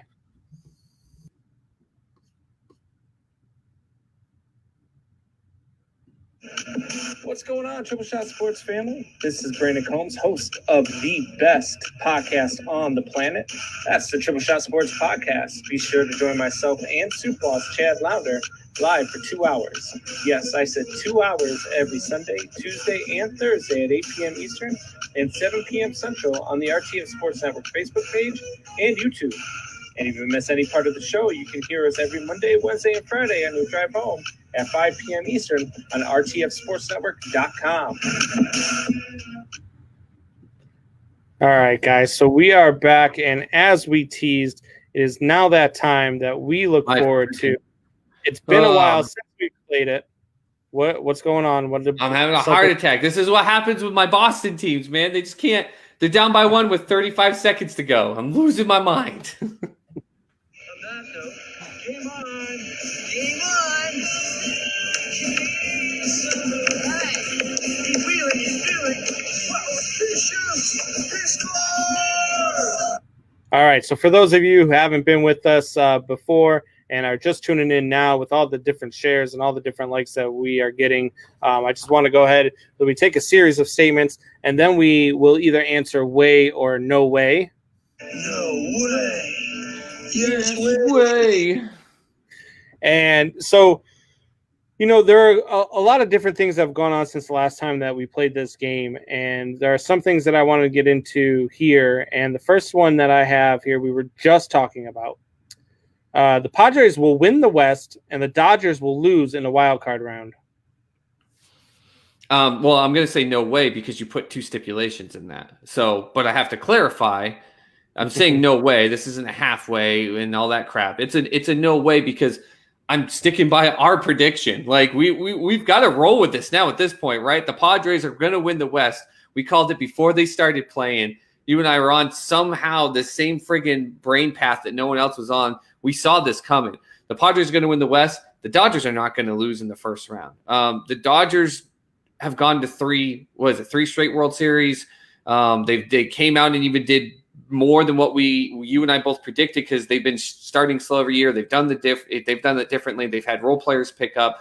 So the Padres are going to win that division, but the Dodgers will get out of the first round. So no way. I am going to say way. That's why you built that question that way because you wanted to you want credit for like a double prediction here. I'm going to say way. Look, the Padres are going to come back and win this division. And then I think what's going to happen is that this series right here is going to send the Dodgers kind of spinning a little bit here. The Dodgers are about to hit that spot that every team hits, even the great teams hit those spots in that season where they, lose 9 out of 10 or 7 out of 10 or something like that. I think the Dodgers are about to hit that. They're about to go into the playoffs kind of spinning a little bit. And then they are either going to run into a St. Louis Cardinals or a Cincinnati Reds or maybe even a Philadelphia Phillies team, or even a Miami Marlins team that is young and hungry. And in a 3-game series, man, if you go out there, and Clayton Kershaw has always shown that in the playoffs, he is not the same Clayton Kershaw. The World Series, he's not the same Clayton Kershaw. Look, he is not the Series. He's not the same Clayton Kershaw in the postseason. And if you go in there and you take game 1 off of whoever is going to be their number 1 starter. I'm not sure if it's Clayton Kershaw. I'm not sure if it is great. His name's going to escape. What the hell is it? Walker Buehler. If it's Walker Buehler or if it's Clayton Kershaw, if you go out and you steal game 1, they have no choice but to beat you. And the Dodgers have proven year after year after year that when their backs are against the wall, they can't come back. And so I do not like them in a short series. And against a team like the Cardinals or even the Reds or especially the Phillies and even the Marlins, because they are that sneaky team here in this whole, depiction that we have of our which was playoff. so funny because I made the statement as a joke, like you're going to have some team like the Marlins just do something weird this year, even though I didn't predict it. And what happened? Even though they got the first COVID thing, they're winning games. But if you get a guy like Arena that comes up here and wins game one, anything can happen. And I really don't like the Dodgers in a short series. So I'm going away. I think the Padres win this division and the Dodgers lose out in the wild card round. And it is all bets are off in the National League at that point. All right. So moving on. We talked about this a little bit with Benz and with Reeves when they were on, and it's something that I noticed even after we talked on Sunday and went over our week one recap and all that other stuff. And the Patriots, they looked all right against Miami. I mean, their offense was clicking. They looked like they have a decent defense regardless of the pieces that they're missing. They looked okay, but man, so the Patriots' next 5 weeks will determine their season and Cam Newton's future. No way. Just because of the fact that I've already predicted in our predictions and everything about the fact of their schedule going 9-7, and I said the beginning of their schedule was brutal. The other aspect of it is, well, let's see. Predicting Cam's future is whether or not he can stay alive. He's still running hard. He's still running into linebackers. He did it against Miami. Seattle's defense is not going to let him do that. They're not going to be fooled by any of that crap. So we better see a different game plan with which, according to McDaniels and Belichick, that they have so many different formations and sets with him. So let's see if they're smart and don't pull that stuff. But with that said, I already said like they're going to get smoked by a couple of these teams early. And I had them losing the Seahawks. I had them losing to the Chiefs. I have them losing the 49ers. But their back end of their schedule is a lot more formidable. So if anything, it's going to be one of those things that if they have a chance to kind of rise above and gain some momentum at the back end of the season where Belichick's going to push them to, I think they can. So I'm going to go no way because I already predicted a bad front of the season and the Celtics are going to freaking lose this game. I'm going way. And here's why I'm going way. Because the next 5 weeks you have at Seattle, which they're going to get destroyed in Seattle. I mean, I don't see this being a close game at all. Then you have them coming back home for the Raiders. I'm very, very, very interested to see how Cam Newton, demeanor-wise, is on that sidelines during the Seahawks game. Because if they're getting blown out, like I believe that they will, how does he react to that? Because when he was in Carolina, man, it was never pretty whenever they were losing. Now, then you come home and you play the Raiders. Now, that's a game where it's going to be a tight one. That's not a guaranteed win for the Patriots. I think they're about the same caliber team, so it's kind of a toss-up. So that's going to be a close one. Then you go back at Kansas City. Now, at Kansas City, I think, again, you're going to get smoked again. And again, it's Cam Newton. So if by some chance the Raiders do pull it off in New England, and now you've lost to Seattle, you've lost to the Raiders, you lost to the Chiefs, and you're spinning, man. And Cam Newton being Cam Newton and not being able to contain, his demeanor and his frustrations like he always does. If you go out there and you lay an egg against the Broncos or even you lose to the 49ers, at that point you're 2-4. If you beat the Broncos and you lose to the 49ers, you're 2-4, and then you have to head to Buffalo. And that's where I think the wheels come off. I think they lose to Buffalo, and then I think Cam Newton is out as the starting quarterback. Yeah, well, you've been at 2-5, 2-6. They're going to want to see what they have in Stidham. Yeah, well, Stidham wasn't even in the game. He was hurt this past week. So there's the other aspect is it might not be Stidham. It may be Hoyer at that aspect. But no, I'm not too worried about it. I think that they put everything in what they put in him. And I don't think Bill Belichick's an idiot. I think he's going to do everything the best he can to put wins, but he's not a fool. He's not an idiot with these things. And it's going to be we're on to Cincinnati because he's going to go and face the teams like the Seahawks and the Chiefs, and they're going to get dominated. He's not going to care. He's going to be right on to the next game.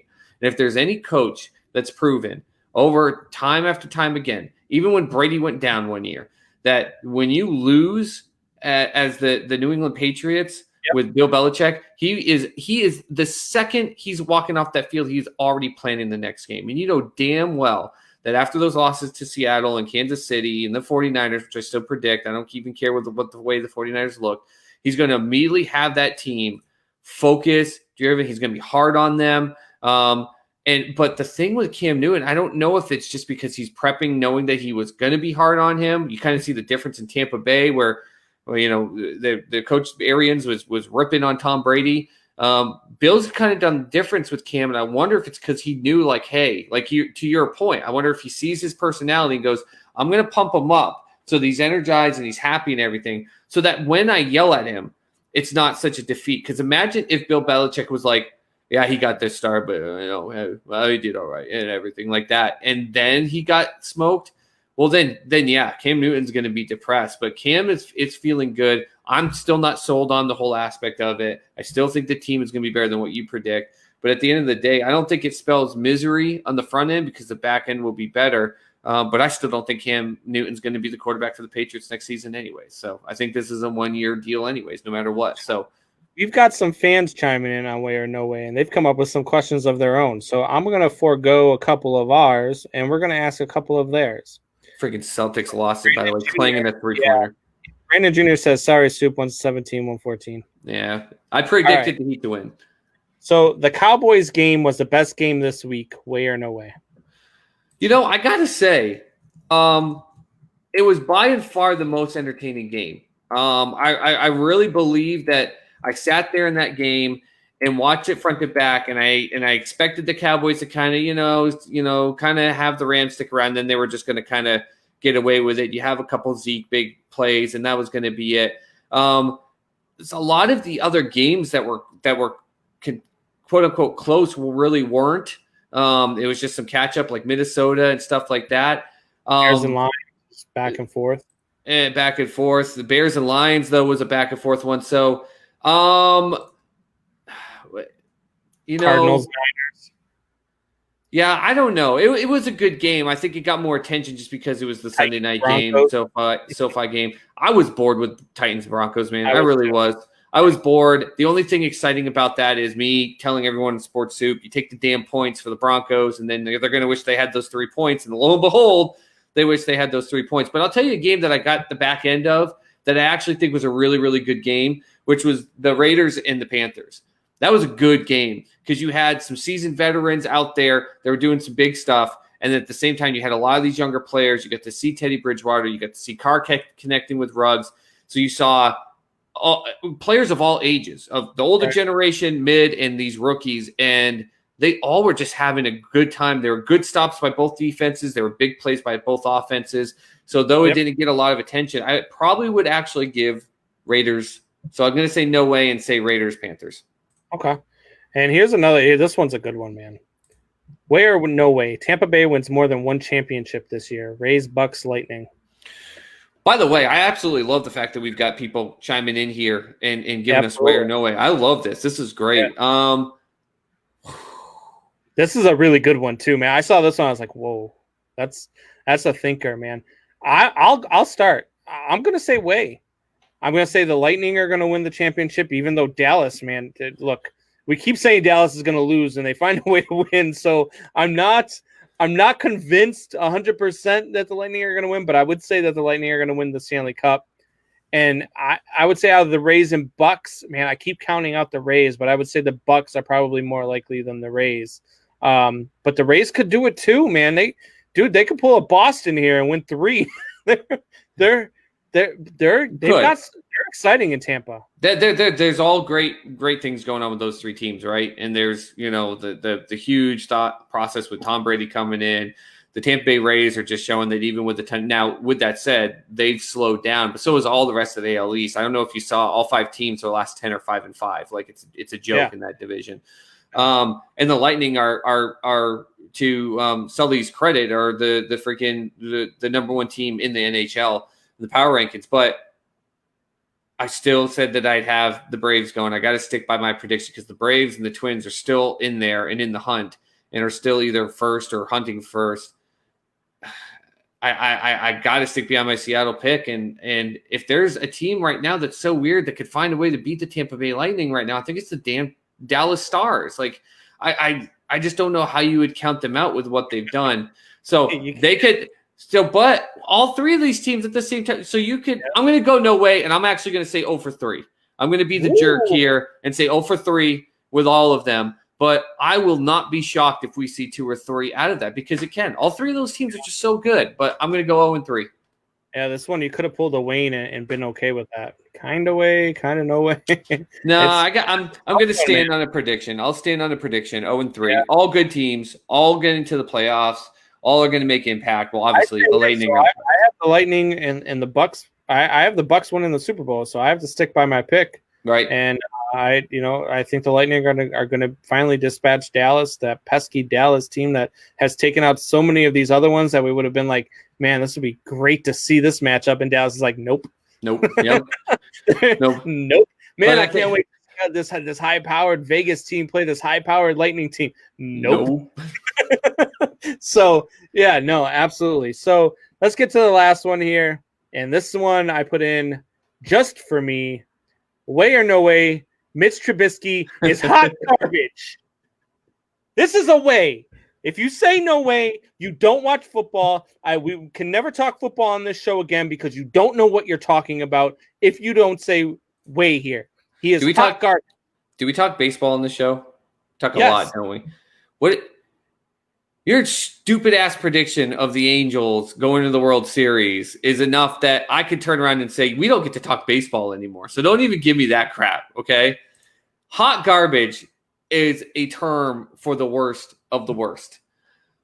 When you have a QBR of over 100, throw for 3 touchdowns and bring your team back. And by the way, you come up with that, oh, what an amazing catch on that last touchdown. You say, did you watch it? I've watched that thing now 4 or 5 times. That was an absolutely stellar touchdown throw by Mitchell Trubisky. Back shoulder, and not just the throw. I don't know if you noticed, but he shifted his shoulders, and that pumped the safety just a little bit. Back shoulder, over the top, beautiful throw. That was Nick is still going to take over for him. So I listen. I'm not this big Mitch Trubisky fan. I just love giving you crap. But to Mitch's credit, at least for 1 week, he gets to revel in the glory of him doing something good, at least enough to go with Supas's prediction, which he's going to win 3 really, really close games. What's he going to do next week if we don't have Allen Robinson to throw to? They'll still have Allen Robinson. Don't worry about it. He told the team today, he said, if you don't give me my contract, I want to be traded. Hey, he might not be playing on Sunday. Yeah, well then, okay, so then he doesn't. So then he sits and he just sits there, and then what are you gonna do? They'll make him play. Yeah, they'll say, sure, we'll let you play. Go, we'll trade you, but you need to go out there and show your stuff. We better run our 9 tight end set then. I don't know what the hell we're gonna do. But even again, I mean, New York didn't look awful against Pittsburgh last night. Yeah, they did. No, they didn't look terrible. I mean, it wasn't a blowout. They look bad. It should have been closer. I mean, it should have been not closer. It should have been a bigger win by Pittsburgh. Pittsburgh was a little rusty at different times. It took Ben. You saw him get going there, and then he had a couple bad throws. That was bad. Daniel Jones. If you want to put who's hot garbage, Daniel Jones is hot garbage. I'll take Daniel Jones. Joshua Stevie lifts it up. Daniel Jones is hot garbage. He absolutely freaks out, gets happy feet, isn't sure what to do, and then he just kind of flings it to Saquon off to the side, and doesn't even put it anywhere where Saquon can catch it on his back, on the back of his shoulder pads, down by his feet. Like that's your franchise right there, and he's just asking for a linebacker to light the crap out of Saquon. Saquon had less rushing yards than Ben Roethlisberger, and that's not on his ability to run, but just how bad that team is.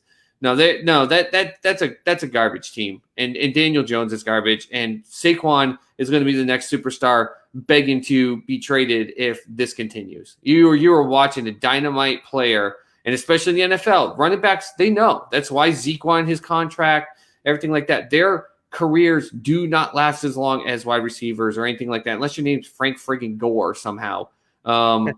He's going to be gone if they don't do something quick. The defense is bad. The offensive line is bad. Daniel Jones is horrible. The only thing that keeps them in, Saquon Barkley had to do backflips over players just to be able to get first downs last night. It was bad. Yeah, absolutely. All right, guys. So that is enough for way or no way right now, and then we will be back here in about 30 seconds. Actually, give us about a minute, and then we will get into some more shop talk. We're going to talk basketball and hockey, and we'll let Supas here wallow in his game 1 loss. And I we'll be predicted back. the Heat were going to win. It's okay. Mute your mic. I don't want to hear you going to the bathroom. Need the hell out my way, got the devil in my ass, the devil's in my brain. Like, whoa, whoa, whoa, whoa, whoa, no, no, no, no, no, no, not gonna slow the.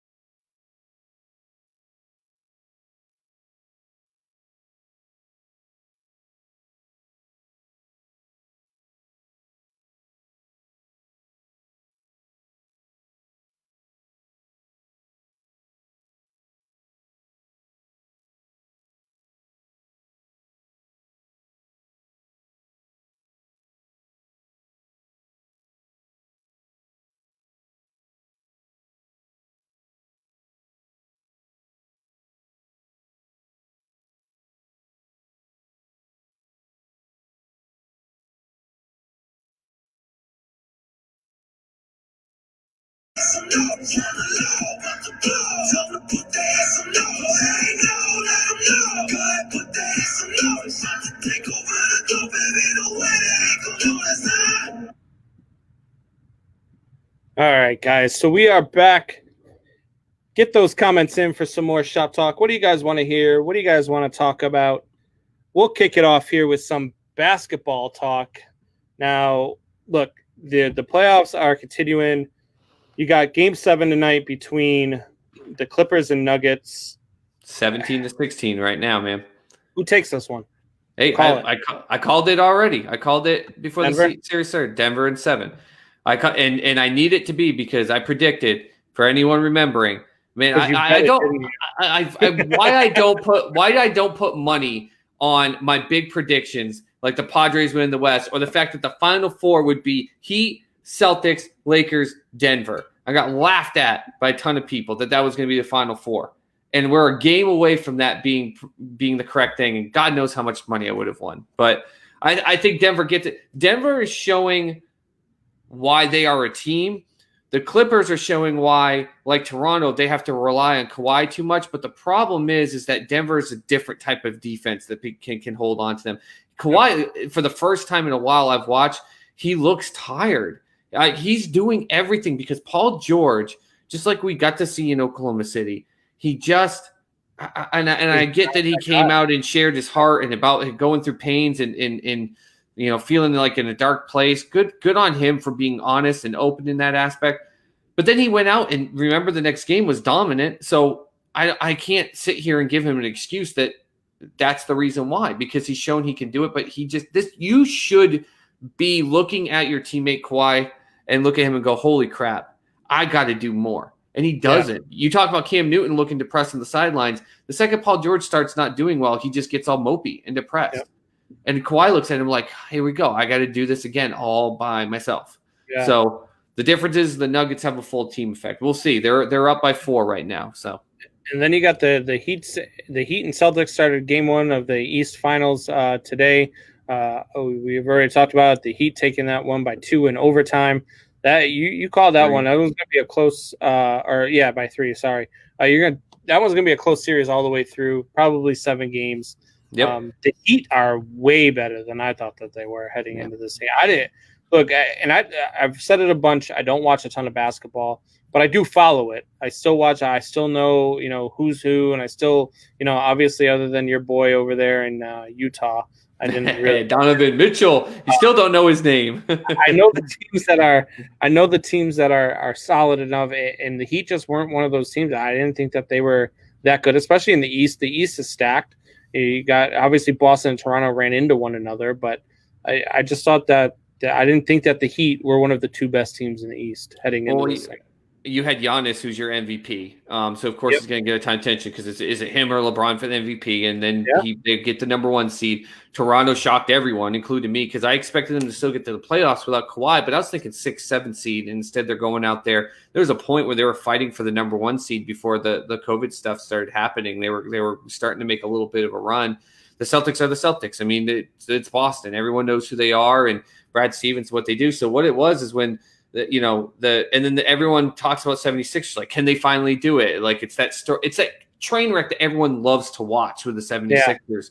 So the Heat just were quietly just there. You had those 4 big stories, and it's just like it was the Heat. And Jimmy Butler went there, and at first it took them a little bit to get going. Actually, they kind of came out a little bit hot to start the season, and they slowed, and they had a little lapse time, and then that team just bonded and got better.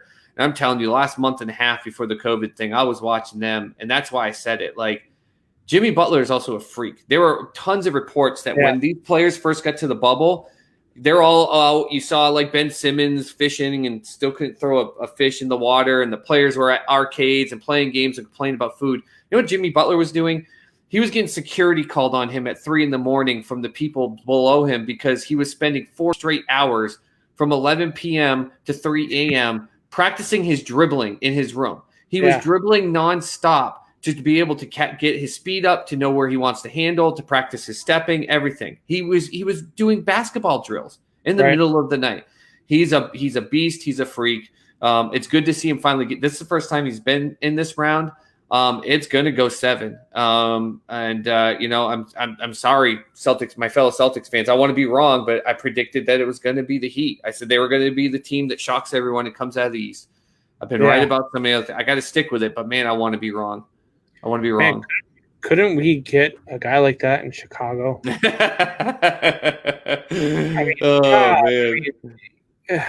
I really wish we could get him in Chicago. Guys like that just don't want to come in. Oh, that's right. It's kind of like those people in Houston that watch that Arizona game. Man, I wish we could get a wide receiver like that. And we traded him for a bag of freaking peanut. Same thing in Houston. God, the Bulls are a mess. All right, so Brandon Combs Jr. chimes in. Ravens or Texans next week? This one's an easy one, buddy. It is Ravens all the way. Look, I think the Texans are going to be better than people think, but this is not a game I have them winning. Ravens at all. Ravens are going 7-9, and they're going to start this year 0-2. It sucks that you're first. Those are your first. The Texans. Yeah. Okay. Yeah, the Ravens are going to win. The Texans are going to go 7-9. Even if you traded Hopkins and you thought that you put together a better team formation, kind of like I've been talking about with Jacksonville, let's say you fully believed it, to have to start your season with those two, like that is horrible. I feel bad for any team that has to do that. That's part of my prediction with them is 7-9 is their schedule sucks. Yeah, it's bad. Even though I didn't put DeAndre Hopkins in my top 10 in receivers, when I listened to Bill O'Brien say we're going to trade him because we're going to go with a more profound run game with David Johnson, it makes me laugh because what the hell are you thinking? Yeah. What are you thinking? Like, I just don't get it. As I just watched Bryant and Rizzo go back to back with doubles, and now the Indians are tied with the Cubs 3-3. Speaking of that AL Central chase, damn. But yeah, no, look. You can't trade DeAndre Hopkins and say we're going with a solid run game and say David Johnson. You just can't. Look, David Johnson, if 4 or 5 years ago, sure, but it's not 4 or 5 years ago. Have you seen that meme? Me drafting David Johnson once again in NFL football, and it's just a guy snorting a line of coke. Like, I mean, it's just people. That's why he stays alive, because fantasy sports are what make the world tick, and that's why I get on tangents about. Bill O'Brien reminds me of like so we had a fantasy draft, a fantasy league a while back, and we always did live drafts. And in those live drafts, we had a countdown. You had 3 minutes to make your pick. Okay, and if you did not make your pick within the 3 minutes, you lost your pick. And so, you get some guys, you get down to a minute, but we had this one guy who got down to it, and we just started counting, man. We're all like, we can't believe yet. And this is the 7th pick, the 7th overall pick of the draft. And we're like, 10, 9, and we're all going. He's like, Danny Woodhead. Oh my God. And we all just like died laughing as we put the pick up on the board. And it reminds me of exactly what Bill O'Brien does as a coach. Yep. That's it. They're like, hey, who do you want us to trade so we can make room for David Johnson? Yep. DeAndre Hopkins. I'm telling you, and I know Texas fans are going to say, "Listen, we couldn't afford him." If it is the best player, you will find a way. And I get that they're salary cap thing, but there were other players on that team you could have tried to do stuff around to keep him. Like, you really could. But here's the thing with my prediction. you want me to be right in Houston. You want me to be right. You need, after you paid Watson and you secured him, you need this team to go 7-9. So the ownership just goes, get the bleep out of here, O'Brien. Yeah. So they bring in a reputable coach and a GM. They don't need this coach GM bull crap down there. They need a coach. They need a GM. They need a 6-10, 7-9 season. So that happens. If this team finds a way to be better and goes 9-7 in that AFC South, guess what? Bill O'Brien's going to come back because there's no difference in year in and year out. It's going to be the same. And they've already stood behind him so far. What's going to change that? So, yeah. You know what the game of the week is going to be, by the way? Bengals Browns. Who do you got? Oh my God. Bengals Browns. Browns. The Bengals don't play the Browns this week, do they? Oh yeah, they do. Yeah, they do. So Thursday night game, baby. Bengals Browns. I'm going, since that game is the Thursday night game and we will be on, as the game's starting, we'll just go ahead and make that pick now, I guess. I'm going to go with the Bengals. Yeah.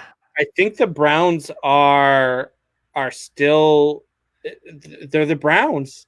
Like, they proved to me last week that they are still the Cleveland Browns. And I thought they were going to put up a better showing against Baltimore. They didn't. I think Cincinnati might be better than even I thought that they were going to be. They looked pretty good, even though they lost. They looked pretty good against the Chargers. But it's such a man, and it's a Thursday night game. I could totally see Cincinnati winning this 6-3. I'm gonna go with the Browns just to be different than you. I think the Browns are. I think the Bengals still have something. I love the excitement that a lot of the his teammates had in Burrows and AJ Green coming out and talking about it. But just as much as it's the Browns, it's still the Bengals. I mean, I know you think that they're better, but the Chargers are god awful. I just like Joe Burrow more than I like Baker Mayfield. Yeah, I do. The Bengals are god awful, and they still got beat by the Chargers there too. So that'll be a big one. So I'm gonna jokingly get outside. But by the way, speaking of NFL picks, we both picked the Cowboys, didn't work. We both picked the Steelers, they covered. But I ended up going out on a limb here and picking the Broncos, covering with the 3, and wouldn't you know it happened. So, man, yeah. Because you're a boy Gostkowski. That was bad, man. 4 kicks. How do you That miss was 4 bad. kicks at the same? Even the Bears were laughing at you, and we can never find a kicker. They were like, "Oh, look at that! That must suck to have a kicker that bad." At least our guy can hit the uprights. Jeez, and crow. All right, so we are going to go with 3 games we say every week. And this week we have a guest that is coming on who feels like he can beat me in the picks this week. And so what 3 games are we going with, Soup Boss? You said you were going to pick the games. What 3 games are we going with? And what's the spread currently? Yeah. I got to get the current spread. I figured we were going to come on. I was going to give them right before the Thursday. All right, that's fine. We can do that. What's the games? Okay, so we'll go with the games. So the games that I'm picking, based on conversation, based on everything like that, and what we saw out of week 1 and blah blah blah. I think we're going to see a lot of conversation between the Broncos and the Steelers game. Because even though the Broncos lost, a lot of people thought that they should have won, especially if they took that field goal. And then the fact that the Steelers are back, but there are some people that still, including you, that said, hey, the Giants weren't as bad. Maybe it's not as good. So I think that's a pretty reputable contest. The second one I'm going to give you is going to be the Falcons at the Cowboys. The Cowboys coming off the loss. And look, I know that the Falcons lost too, but the Falcons, to Reeves' point, they still found a way to just put up tons of stats, and usually that's junk time. But what happens if they're playing a game and they're actually close? That's a tough one, and the Cowboys are definitely going to be favored. So yeah, exactly. That's a tough one. Exactly. And I have to do this one. As crazy as this sounds, the fact that this is even a game that would ever be put to be predicted on, the Arizona Cardinals playing the Washington Redskins, who embarrassed the Eagles, sacked Carson Wentz 8.5 times, had a stellar defense. Does that defense do to Kyler Murray what they could do to Carson Wentz? And do the Arizona Cardinals show their ability to go up 2-0 in that division and try to keep pace with the Seahawks? You know what's funny? I looked at the schedule ahead of the show, and I said, man, I hope he does not pick the Cardinals in the Redskins game because I don't know which way to go there. Exactly. That's what, man. Everyone's like, oh, Patriots, Seahawks. You and I both agree. That's going to be a blowout. Why am I going to do that aspect? The Ravens and Texans. That's going to be a blowout. Like, people want the big names, but I'm looking for the more challenging matchups. I'm looking for the ones that are going to be really tough because that's the whole point of this. Instead of just picking the easy blowouts, Eight sacks against the Eagles. And it was a very mobile Carson Wentz too, man. Yeah. And people forget down 17. The old Washington, the Washington team before would have been down 17 and mailed that crap in. And Chase Young is a beast. It pisses me off too because I don't want to pick the Redskins because I don't want. It's not that I don't want the Redskins to do well because I love the not underdog. Redskins.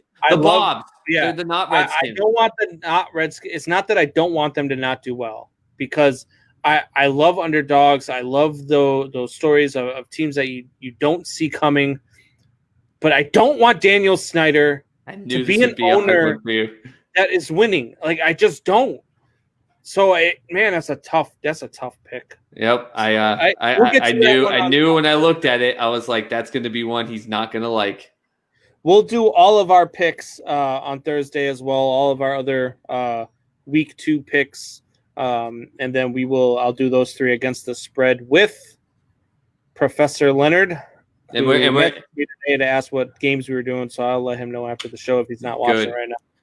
And we remember week one was just a fun thing for you and I, and everyone knows. And starting with week 2, you fans will be as one team going against Mr. Combs and myself, and we'll have a 3-way battle. But you guys get to work together to try to see if you can make both of us look like idiots. So, yeah. And hey, I mean, if you guys want to keep doing this every week, you guys can pick who you want to take on, whether it's me or Soup Boss, and maybe there'll be some prizes in it. Who knows?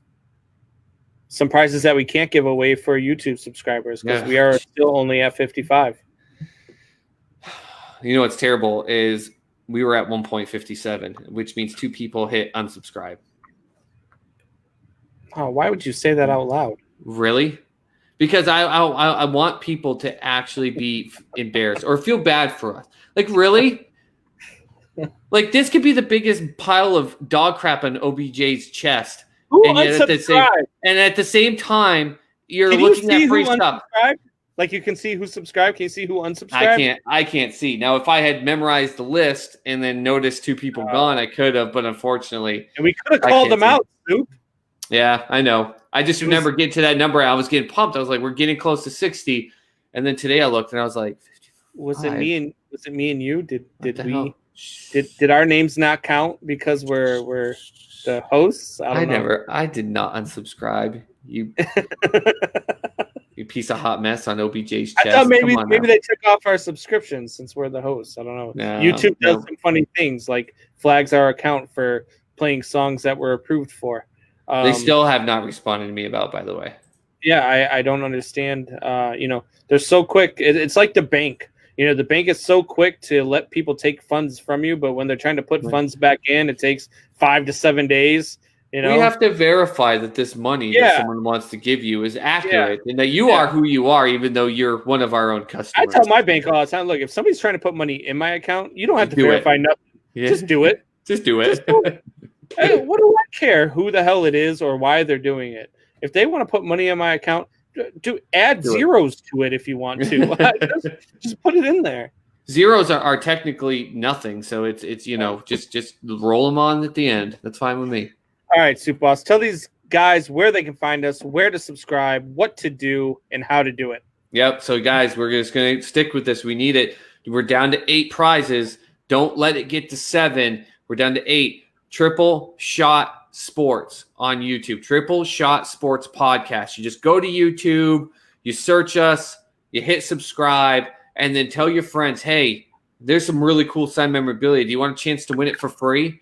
This isn't even like a thing that you go to a friggin' flea market and throw money in a ticket thing and hope you get. I'm going to throw in $10 and hope I get that friggin' Rachel Ray cookware set. We're talking real, authentic, signed memorabilia for free for clicking a button. That's it.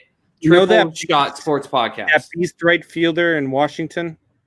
Yeah, This is an autographed baseball bat, full size. The future leader in this league. Future MVP, future All-Star. This guy is a stud, and his bat is in here. So look, guys, I can't. 45 more. Did you see that game week 1, by the way, because he's on most of my fantasy teams? That guy right behind you, Calvin Ridley, had absolute beast, top to bottom. I bet you that Alabama signed jersey would look really nice in someone's home. Not only there was a way for them to get it for you. But maybe there's a Cardinals fan in our group. If they are, I don't like you. But I do have a Luke Brock jersey here. Luke Brock, who just recently passed away, that's in there as well. We still got some good prizes left, guys, but don't make me take any more away. Let's go. Just subscribe. All right, guys. That's all the time we have for now. Have a good night. Later. Go Cardinals. Fuck the Cardinals.